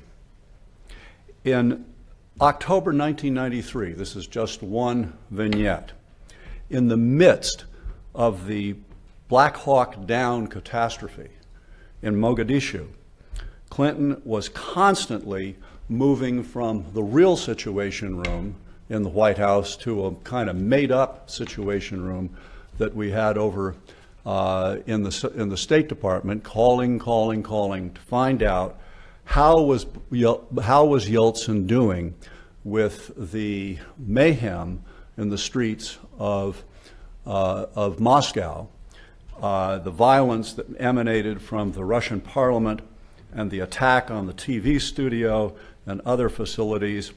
And then finally, when Yeltsin had felt that he had to use force to squash the rebellion. Clinton worried about Yeltsin all the time. In almost every conversation I ever heard from him, he had a combination of apprehension and admiration, and sometimes, though, the admiration played second fiddle to the admiration, as you can imagine. But never, ever did he waver on supporting Yeltsin, especially when the alternatives were people like Hasbulatov and later Zhirinovsky and Zyuganov, when they challenged Yeltsin in December of 1993 and 1996, respectively. In short, Clinton knew that the Yeltsin reforms, which he also knew were the Gorbachev-Yeltsin reforms might fail. But he never considered hedging our bets, since that would, among other things, increase the prospect of failure. Now, let me just say a little bit about a number of points that have come up, which I would call the bill of particulars of alleged sins of omission and commission on the part of the U.S. government during this period. They have come up over the last 20 years, and they certainly have come up in the last 24 hours. First, why did the United States, why did the United States not rescue the post-Soviet economy with a Marshall Plan? The answer, basically, has been, I think, already put forward, not most recently by Bob Zellick. Basically, it would not have worked because of the political and economic environment that we were dealing with. Remember that the Marshall Plan itself, particularly for post-war West Germany, had the benefit, if you want to put it that way, of a developed economic culture, albeit a shattered one, and an Allied occupation to keep order and enforce rules. The United States did what it could on the economic front with Russia, notably working through bilateral and multilateral institutions to jury-rig a safety net to help the vast number of Russians who lost the meager benefits of the Soviet welfare state. Moving along. Yesterday, it was suggested that arrogant, know-it-all Americans swooped in to patronize the Russians on how to build a democracy. In fact, the Russians, both in the government and in the suddenly burgeoning civil society under Yeltsin, pleaded with the United States to help coach them on institutions and processes. What were we supposed to do? Were we supposed to refuse those requests? Of course not. Another point on the list. I addressed yesterday the issue of the tension between the United States and Yeltsin's Russia over the Balkan Wars. It's a little bit like the way George Herbert Walker Bush handled Gorbachev during the Gulf War. I will just reiterate that A, the U.S. and NATO had to deal with the first major genocidal war since the 1940s. And B, Russia was a critical diplomatic, not a military partner, but a diplomatic partner with us in bringing those conflicts to a peaceful conclusion. Last but not least, there is, of course, the perennial, probably eternal, debate over NATO enlargement. Had we not expanded NATO, it would have been a grotesque double jeopardy for the nations between Russia and the West. And I will echo what a couple of us said in the earlier panel, and that is that we were not thinking of Europe as like Gaul divided into three parts. We were thinking in terms, as President Bush said, a Europe that was whole and free. Those countries in between, the in-between countries, had suffered under the Third Reich only to be liberated by the Red Army so that they might suffer under Stalin and his successors for the next 40 years.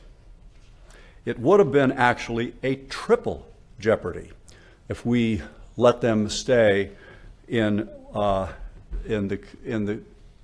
what was we thought of as a strategic vacuum. Those ex-Warsaw Pact nations would not have been able to take to be taken into the European Union without the NATO security umbrella. If the Central Europeans were left in a strategic limbo, they would very likely have rearmed to the disadvantage of their economies.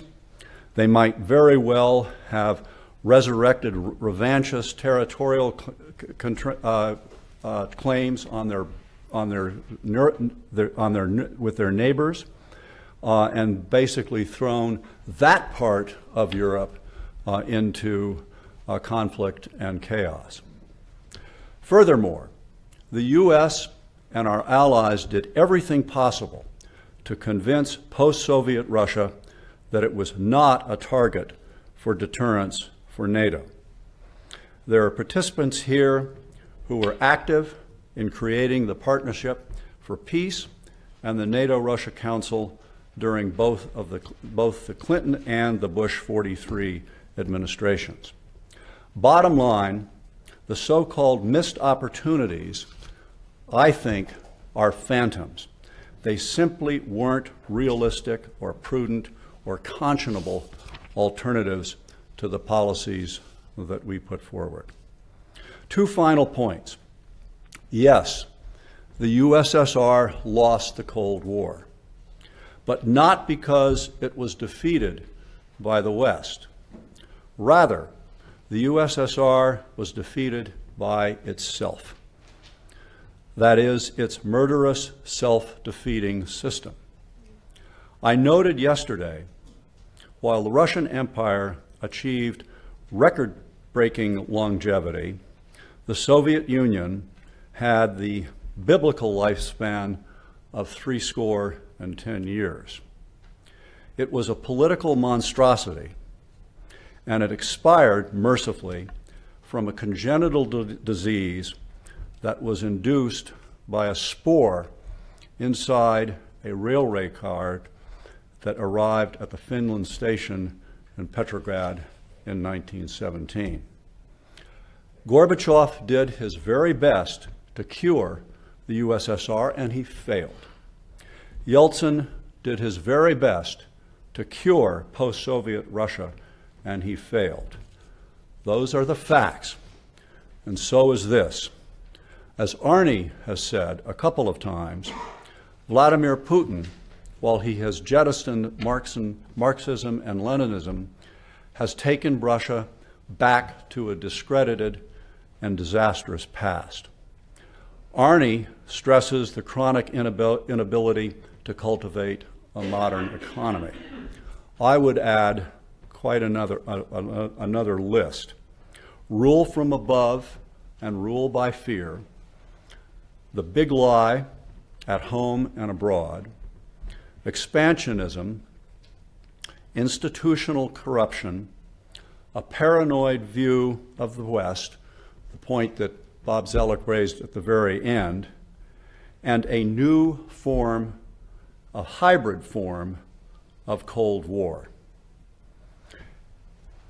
My bet, my belief, is that Putin, too, will fail precisely because of his resurrection of a critical mass of fatal flaws that brought the Soviet Union itself down. And finally, a hope that a number of us have expressed during the last day. We can hope that Putin's successor, maybe not his immediate successor, but one of his successors will return progressive reform that does succeed, and Russia can indeed achieve what Russian friends going back to my first visit there in 1968 put very modestly, and that is a modern, normal country.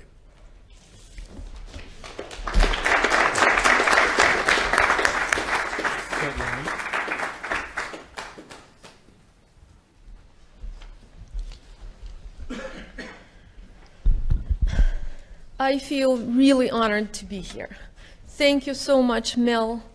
It is an incredible experience of brainstorming. It is a great experiment of looking at history and trying to see, are there any lessons? And I'm trying to be optimistic. A lot of us here mentioned an opportunity, a possibility though, that in the future there might be a new chance. Just like Strobe Talbot just told us, there might be a new leader in Russia and the United States who would be interested in improving relations, and maybe we will even get a window of opportunity comparable to late 1980s, 1990s. What should we do then? I think we should be prepared. And how to get prepared for that opportunity? I think we really should study the 1990s.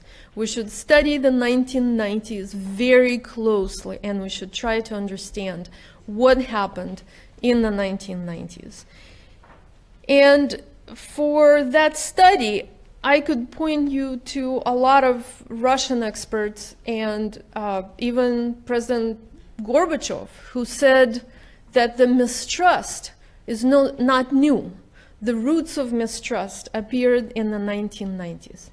So let's try to understand.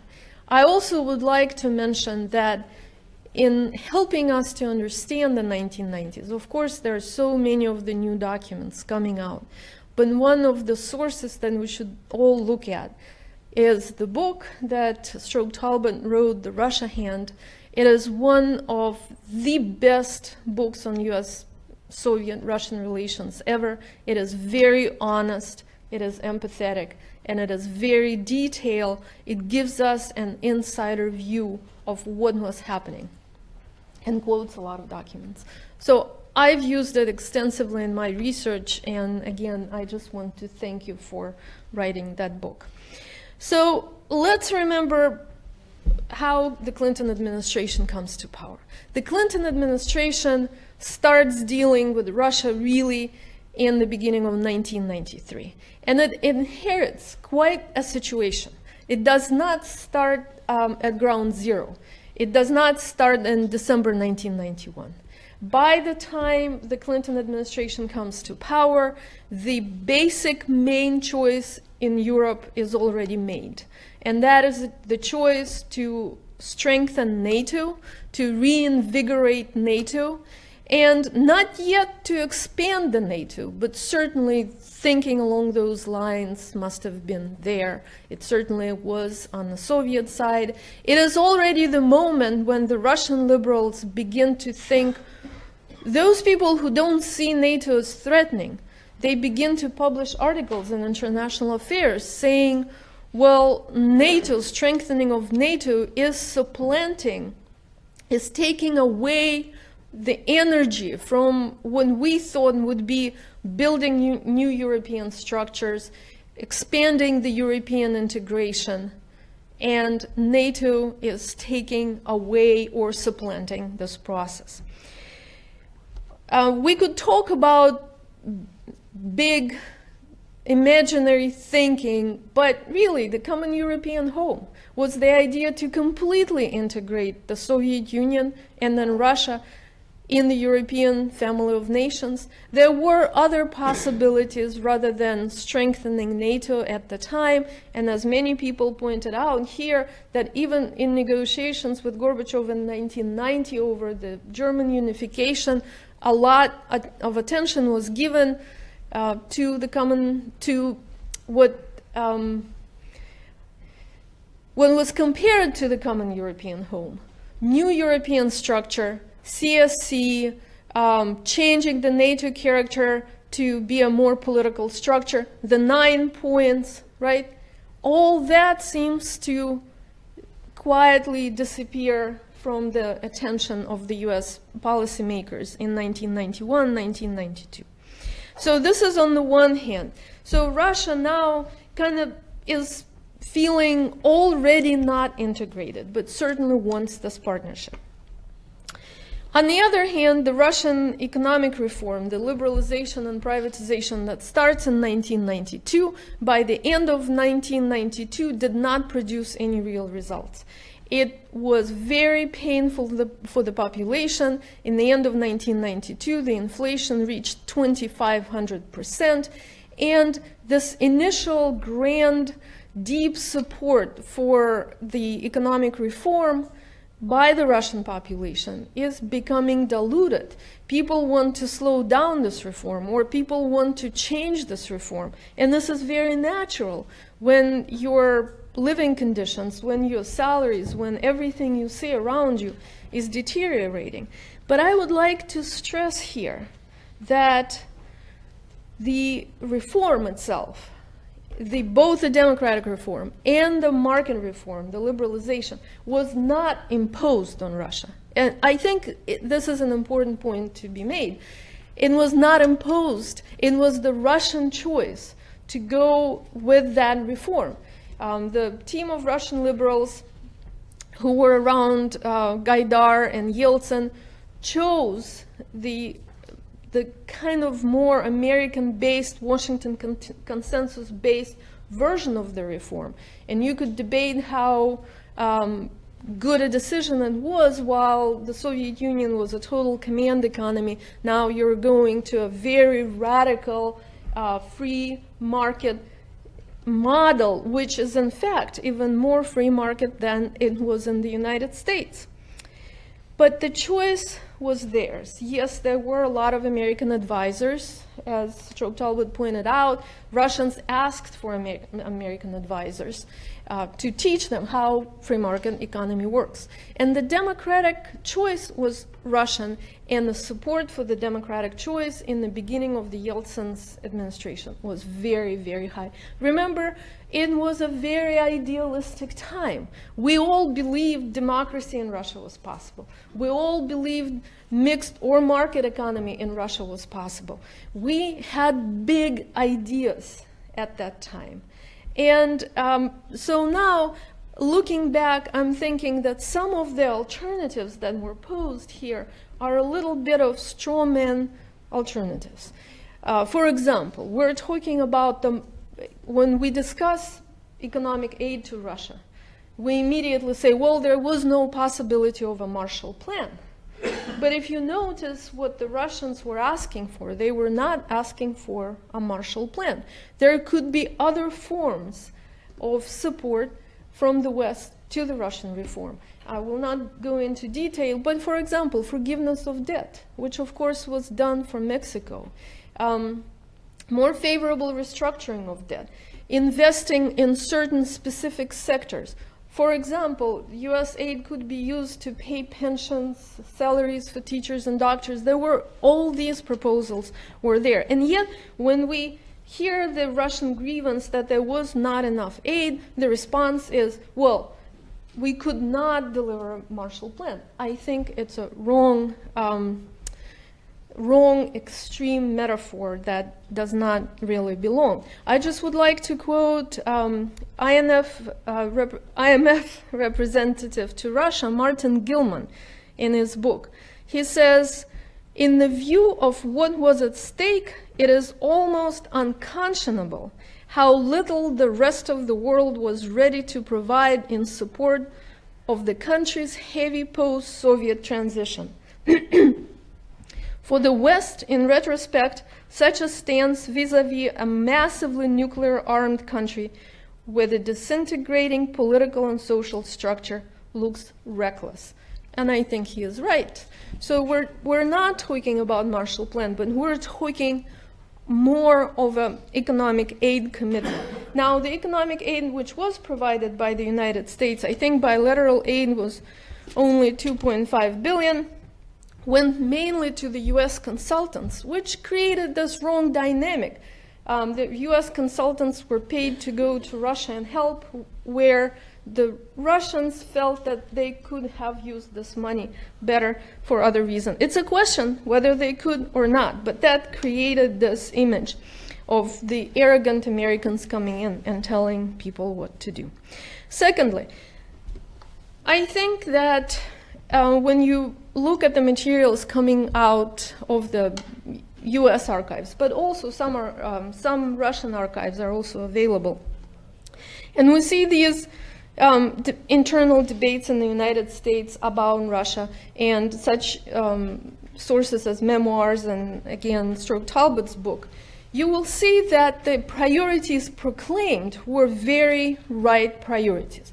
Of course, Clinton himself was really committed to the Russian reform. I believe in, and I think in this, there is a real difference between the Bush administration coming in and engaging in the pause and the Clinton administration starting right away. So if you hear what Clinton is saying is democratic reform is the top priority. We want Russia to become a democracy. We want Russia to become a democracy. But now, if you think about it, what does it mean we want Russia to become a democracy? The Clinton administration is very aware of its own domestic political constraints and constantly points to Congress why they are unable to provide more aid, why Congress could respond with sanctions if Russia continues its cooperation with Iran. But at the same time, I think the Americans did not understand, or they understood, but the way they saw Yeltsin's political domestic constraints was in this way which said, well, Yeltsin is the only Democrat in town, and so we have to support him no matter what. And then there is the Duma, or the Supreme Soviet in the beginning. Well, the Supreme Soviet is all communists, browns and reds. Well, then you have the election of December 1993. So now the parliament is democratically elected, but it's again communists, browns, and reds. Then in 1995, the parliament is again democratically elected. But it's treated, any Yeltsin's opponent is treated like a monster. You know, Lebed, for example, Zyuganov, for example. If they oppose Yeltsin's program, they are a monster and a communist and are about to take the country back to Stalinism, which is certainly not a really democratic way to treat your parliament. 2 times, which were very, very painful for the Russian liberals, I remember them myself as a shock. 2 times Yeltsin used massive force, first of all against the parliament, no matter who was in the parliament. That was the first time blood was spilled massively in Moscow since 1917. Okay? In 1991, there were 3 people who were killed during the putsch. The United States, in fact, congratulates Yeltsin on his skillful handling of the crisis with the parliament. And it's public, and Yeltsin uses it all the time in his own domestic struggle. And then the second time, probably even more hurtful for the emerging Russian democracy, is the war in Chechnya, when the Russian dissidents and human rights activists are trying to engage the West to put pressure on Yeltsin to stop this war, or at least limit the human rights violations, the real atrocities. President Clinton comes to Moscow and he meets with Yeltsin, and everybody expects him to put pressure on Yeltsin. And we have the Memcon. And one time that Chechnya comes up in that is when he's speaking about Fred Cuny. So what happens? And actually in Stroke Talbot's book on page 55, he says that in the beginning of Yeltsin's administration, they were concerned, people around Clinton were concerned to say, you are becoming too personally committed to Yeltsin. You should be more committed to, you should be more serious about principles and processes. And Clinton shows them very clearly that he is indeed committed to Yeltsin, and that he indeed sees this as black and against white. He says it's a zero-sum game there. Democracy cannot be a zero-sum game. It's a compromise. So if you support democracy, you should encourage interaction between the president and the parliament. I'm not saying that was the U.S. fault. I'm saying that there was something that the United States, with a lot of their leverage, could have done. But Russia has itself to lose. Russia did not need somebody to lose it. Now, coming back to the priorities. So the announced priority was support for democratic development in Russia. In fact, there were many priorities, as always, in U.S.-Russian relations, U.S.-Soviet relations.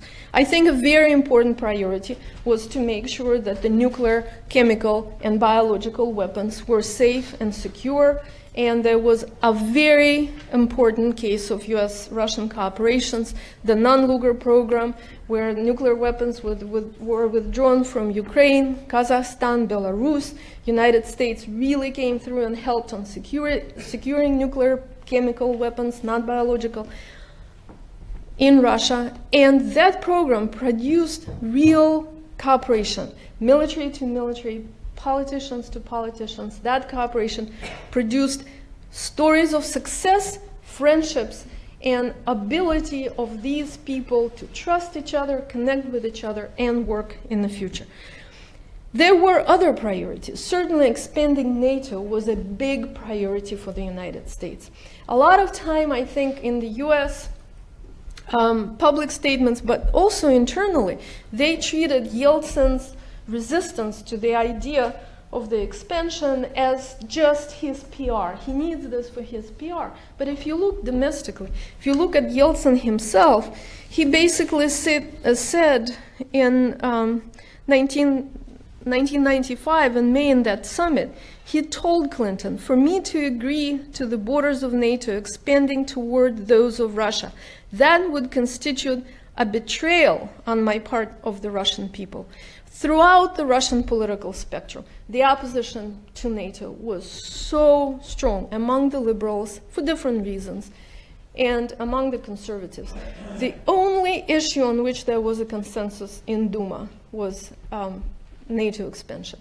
And Yeltsin and his entourage, even Kozyrev, proposed various possibilities to take it slower, to create other cooperative structures. The United States proposed Partnership for Peace, and the way the Partnership for Peace was proposed is that it convinced Yeltsin and Kozyrev, they were not stupid people, they heard what they heard, that the Partnership for Peace will be an alternative to NATO expansion. And NATO expansion is not happening right now. It's the Partnership for Peace in which Russia will be integrated just as Eastern Europe.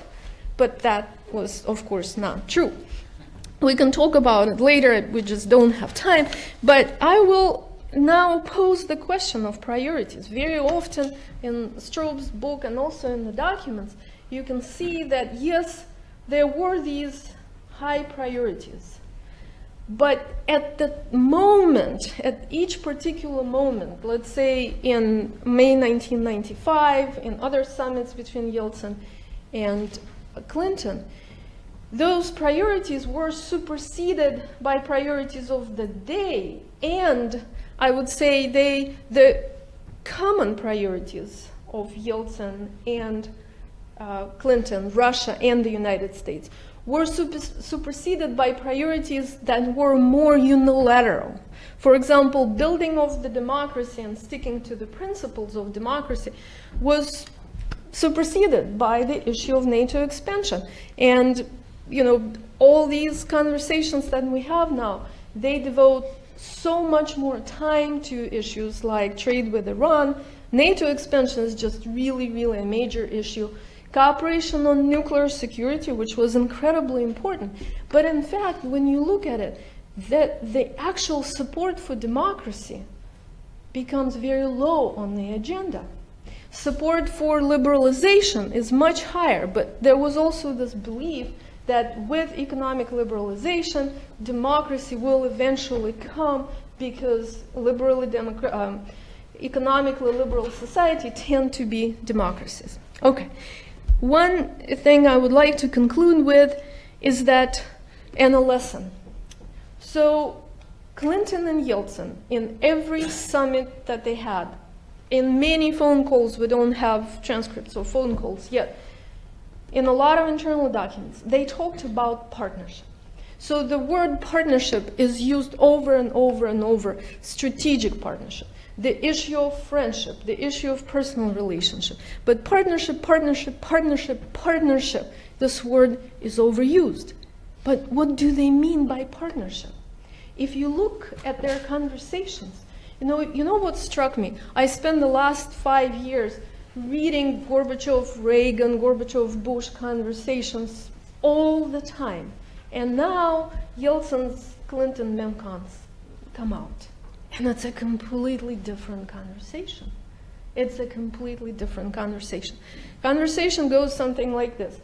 In the beginning, Clinton praises Yeltsin highly for his role in ending the Cold War, building Russian democracy, that he is a champion of democracy, praises his skills and successes. Then they get to the agenda.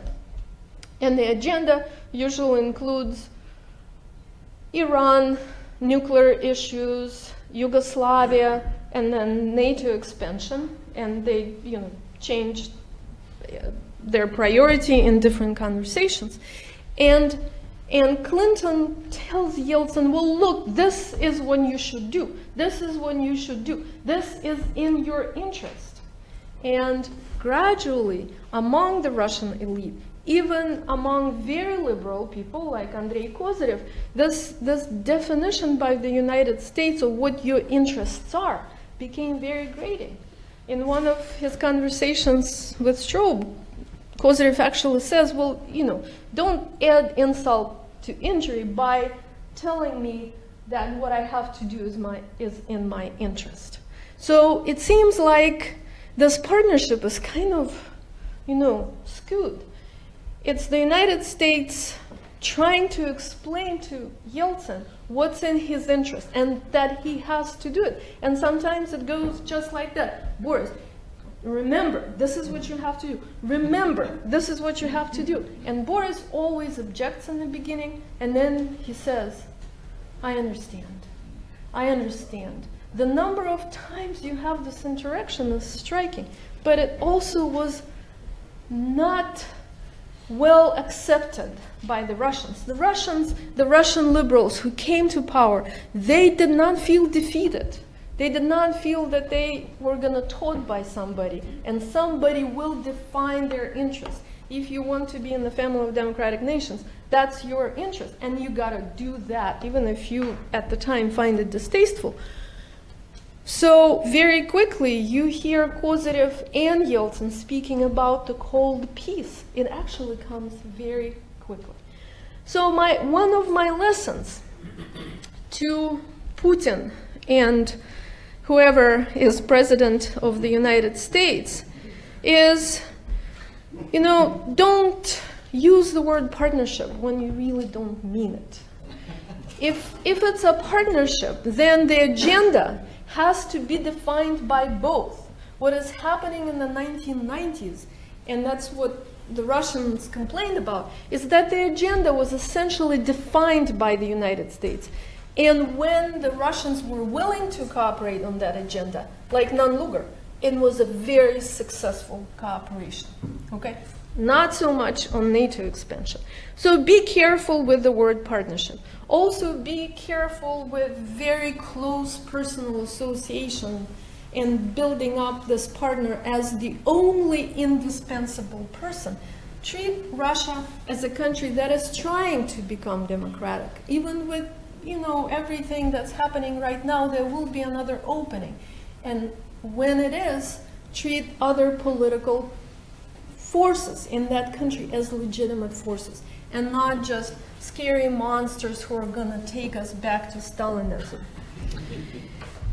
And I think in the end, I would say, if you are serious about Russian democratic development, stick to your principles and stick to processes and take seriously the other side's political pressures, just like you take your own.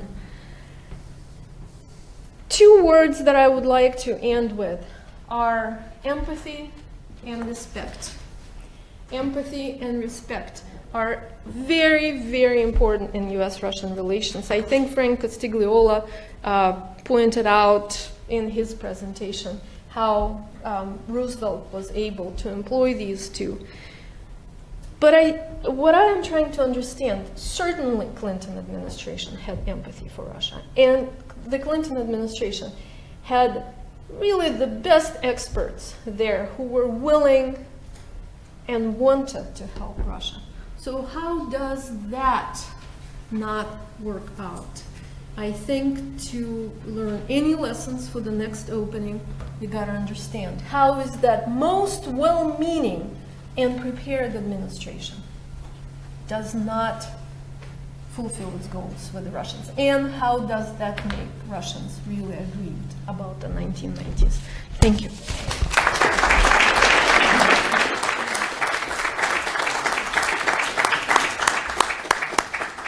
So what I'd like to do, since we're very short on time, is I'd like to go ahead and take a question from Sergey and from Jeremy, and take both those questions, turn to the panel, and then we'll breathe a sigh of relief and continue the discussions in more relaxed setting.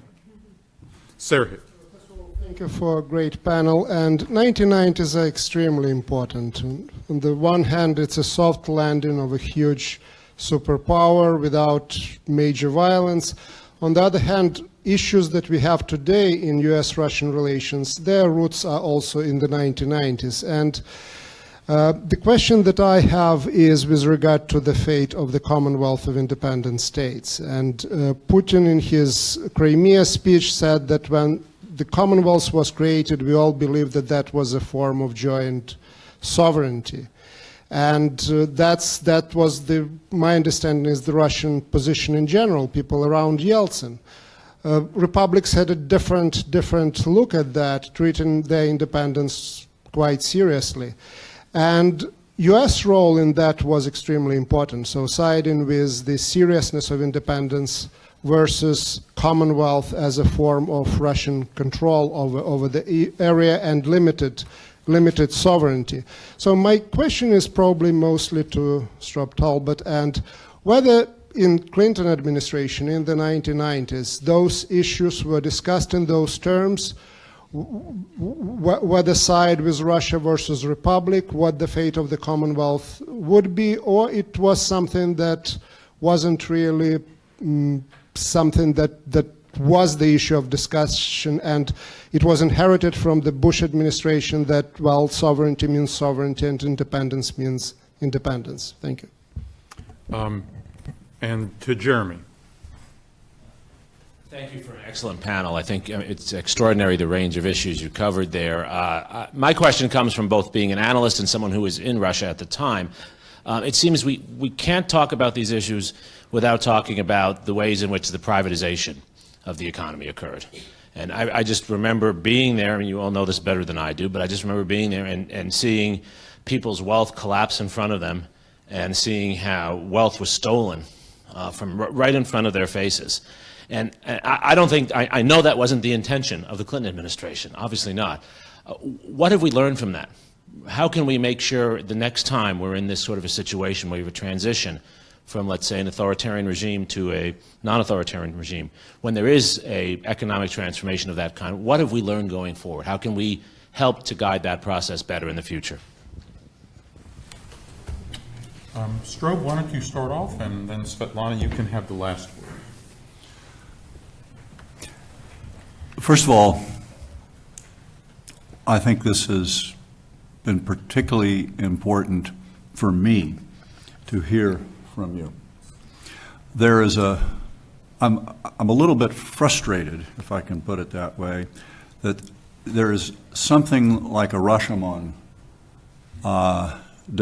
dynamic in this, because I do understand what you're saying, but I'm not clearly convincing you that we, and the President of the United States that we're talking about also understood. But let's leave that for maybe a dinner conversation. With regard to the CIS, remember, of course, that the CIS was already invented by the time the Clinton administration came into office. It was a fact on the ground. We had, I would say, a policy to do two things that often in life were in some tension with each other.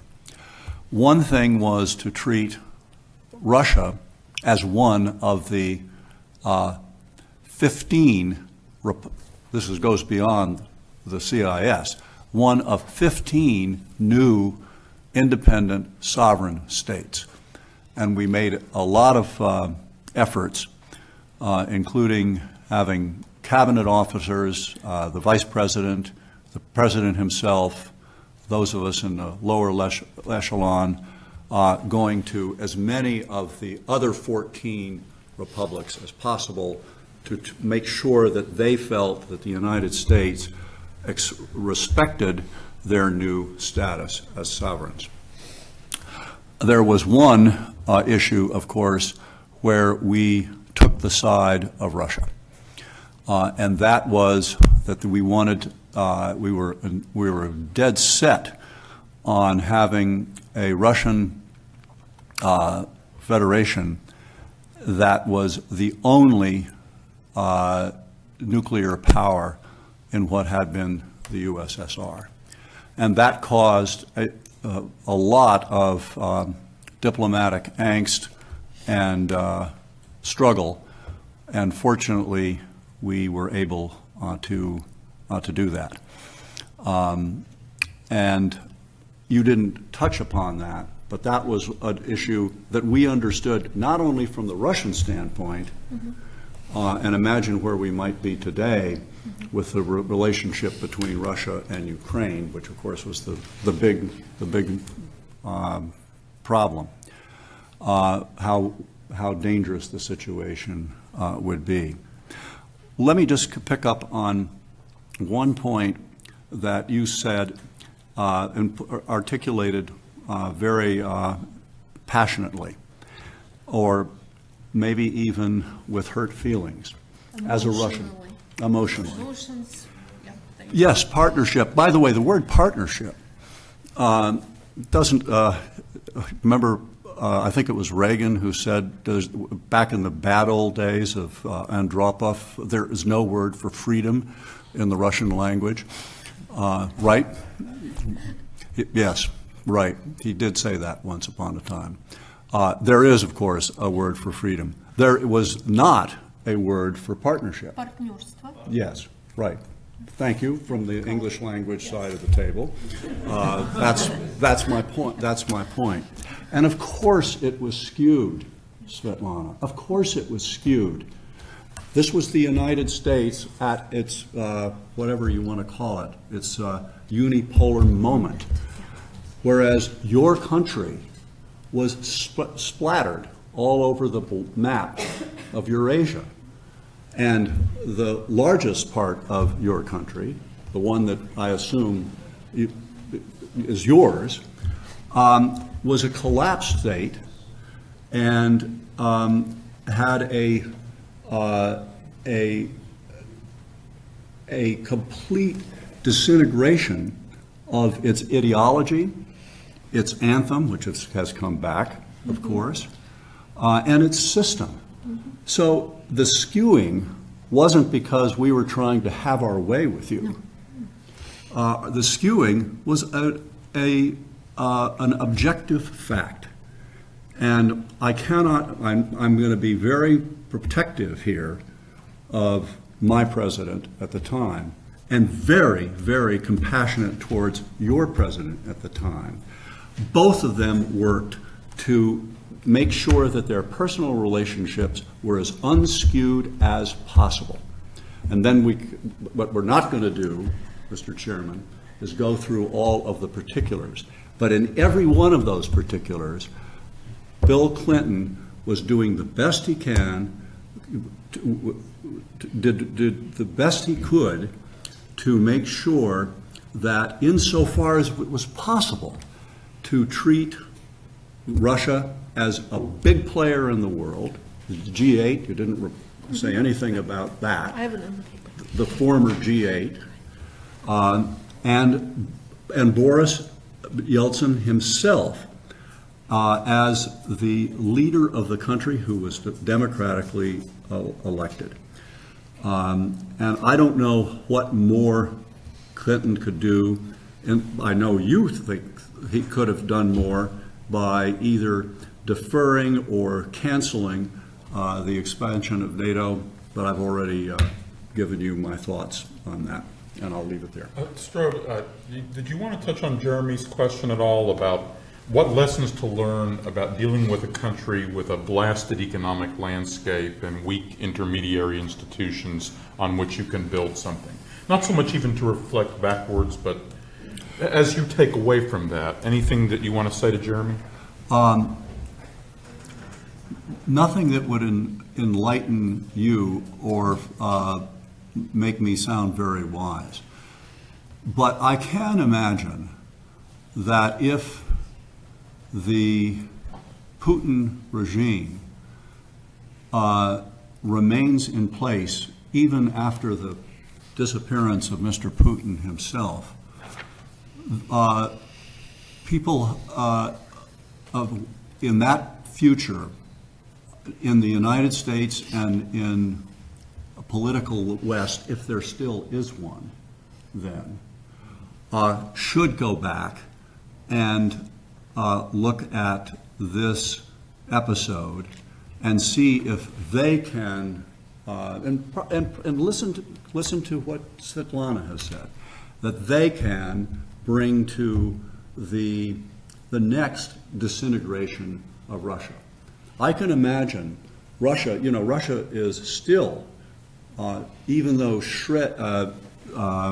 even though it's lost 14 of its other republics, it is still the largest territorial state on the nation on the planet, and there are a lot of centrifugal forces in it, ethnic, geopolitical, and medical, if I can put it that way.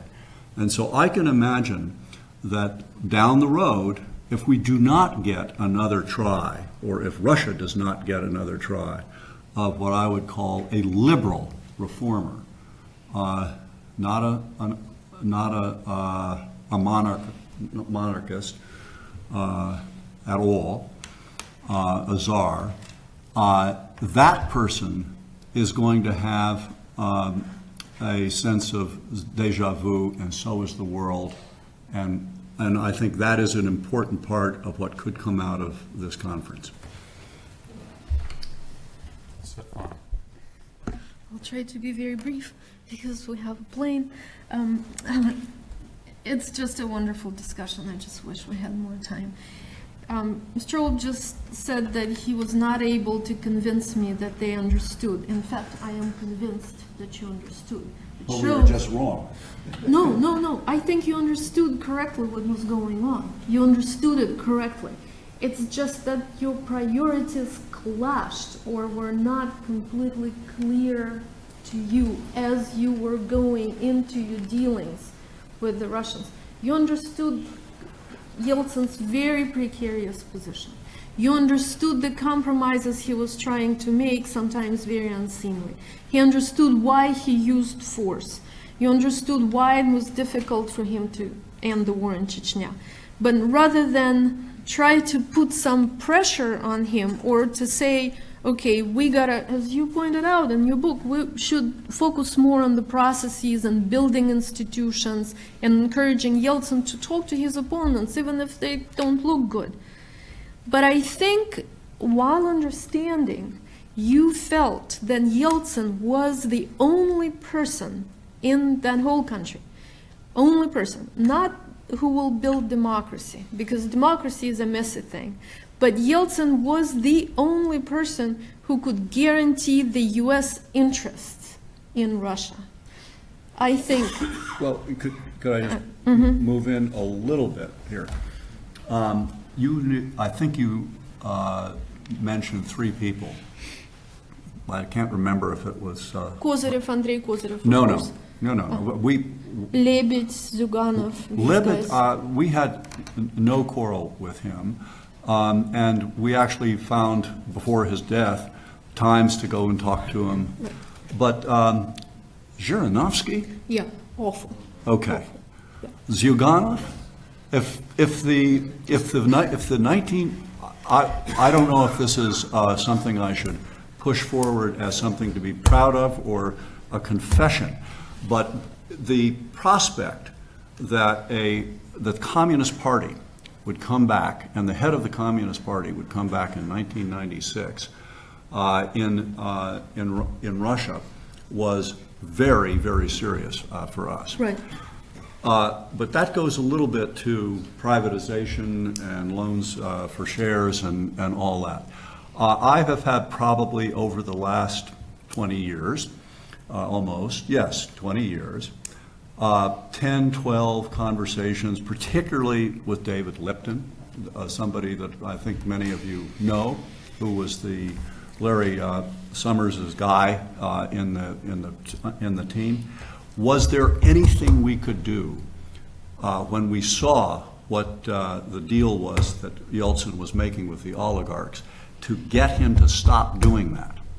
And the answer was probably not, but we probably should have tried harder. But if we had tried a lot harder and did succeed, he might have lost. Right. And that's the key. No, that's the key. No, that's the dilemma. That's different. Isn't that's democracy elections with uncertain outcome but certain rules and procedures? Well, yeah, but guess what? This was a rules and procedures and law desert. There weren't rules and procedures. In terms of elections, there were. Yeltsin was sort of like one of those wrecking balls that we see in our cities from time to time.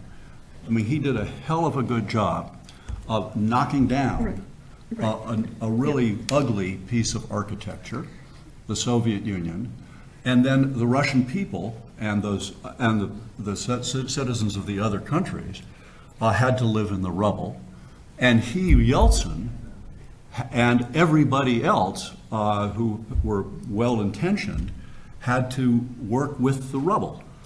And there was no rule of law to speak of. And so we didn't have intra-Russian mechanisms to have a totally clean democratic process. That is, I absolutely agree. And I know you understood it at the time.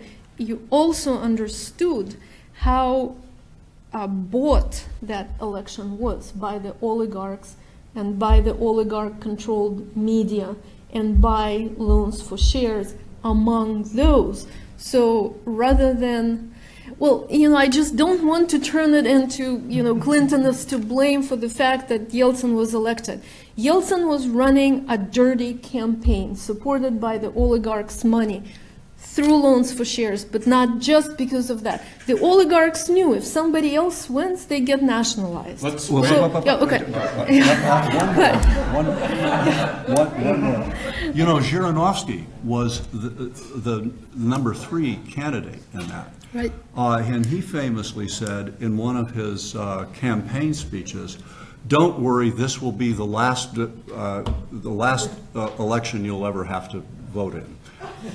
Well, Zhirinovsky said many things. He also intended to take Alaska back, and Okay, can I respond to Jeremy's question? Privatization. Very quickly. Very quick. Privatization experience was extremely crucial for the way Russians see the 90s and see democracy and see free market. What was built as a result of privatization is oligarchy. But it also disillusioned people. It almost eliminated support for democracy. People were not idiots. They knew that the president who was running in March with 5% approval was mostly drunk and very sick during the time when he was not drunk, was not the best choice for Russia, but the media and the oligarchs, in their own interests, framed it as a black and white going back to communism or voting for Yeltsin. The fact that privatization happened during that time significantly undermined Yeltsin's own chances to be elected.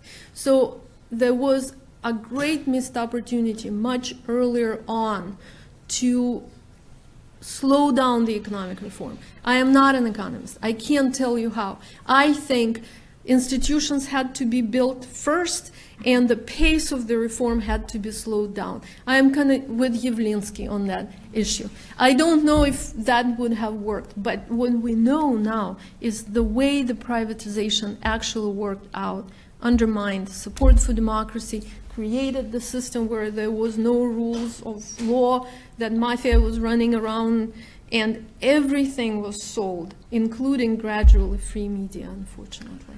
All right. This was an illuminating discussion. I think we'll all agree that it's a humbling discussion. And yet I think it actually, since the experience that we've just heard described is actually not unique to the Russia story either, and is probably an issue that's going to recur, I think it really does tee up some things that we're going to solve and articulate crisply tomorrow. So thanks to our panel for a terrific discussion.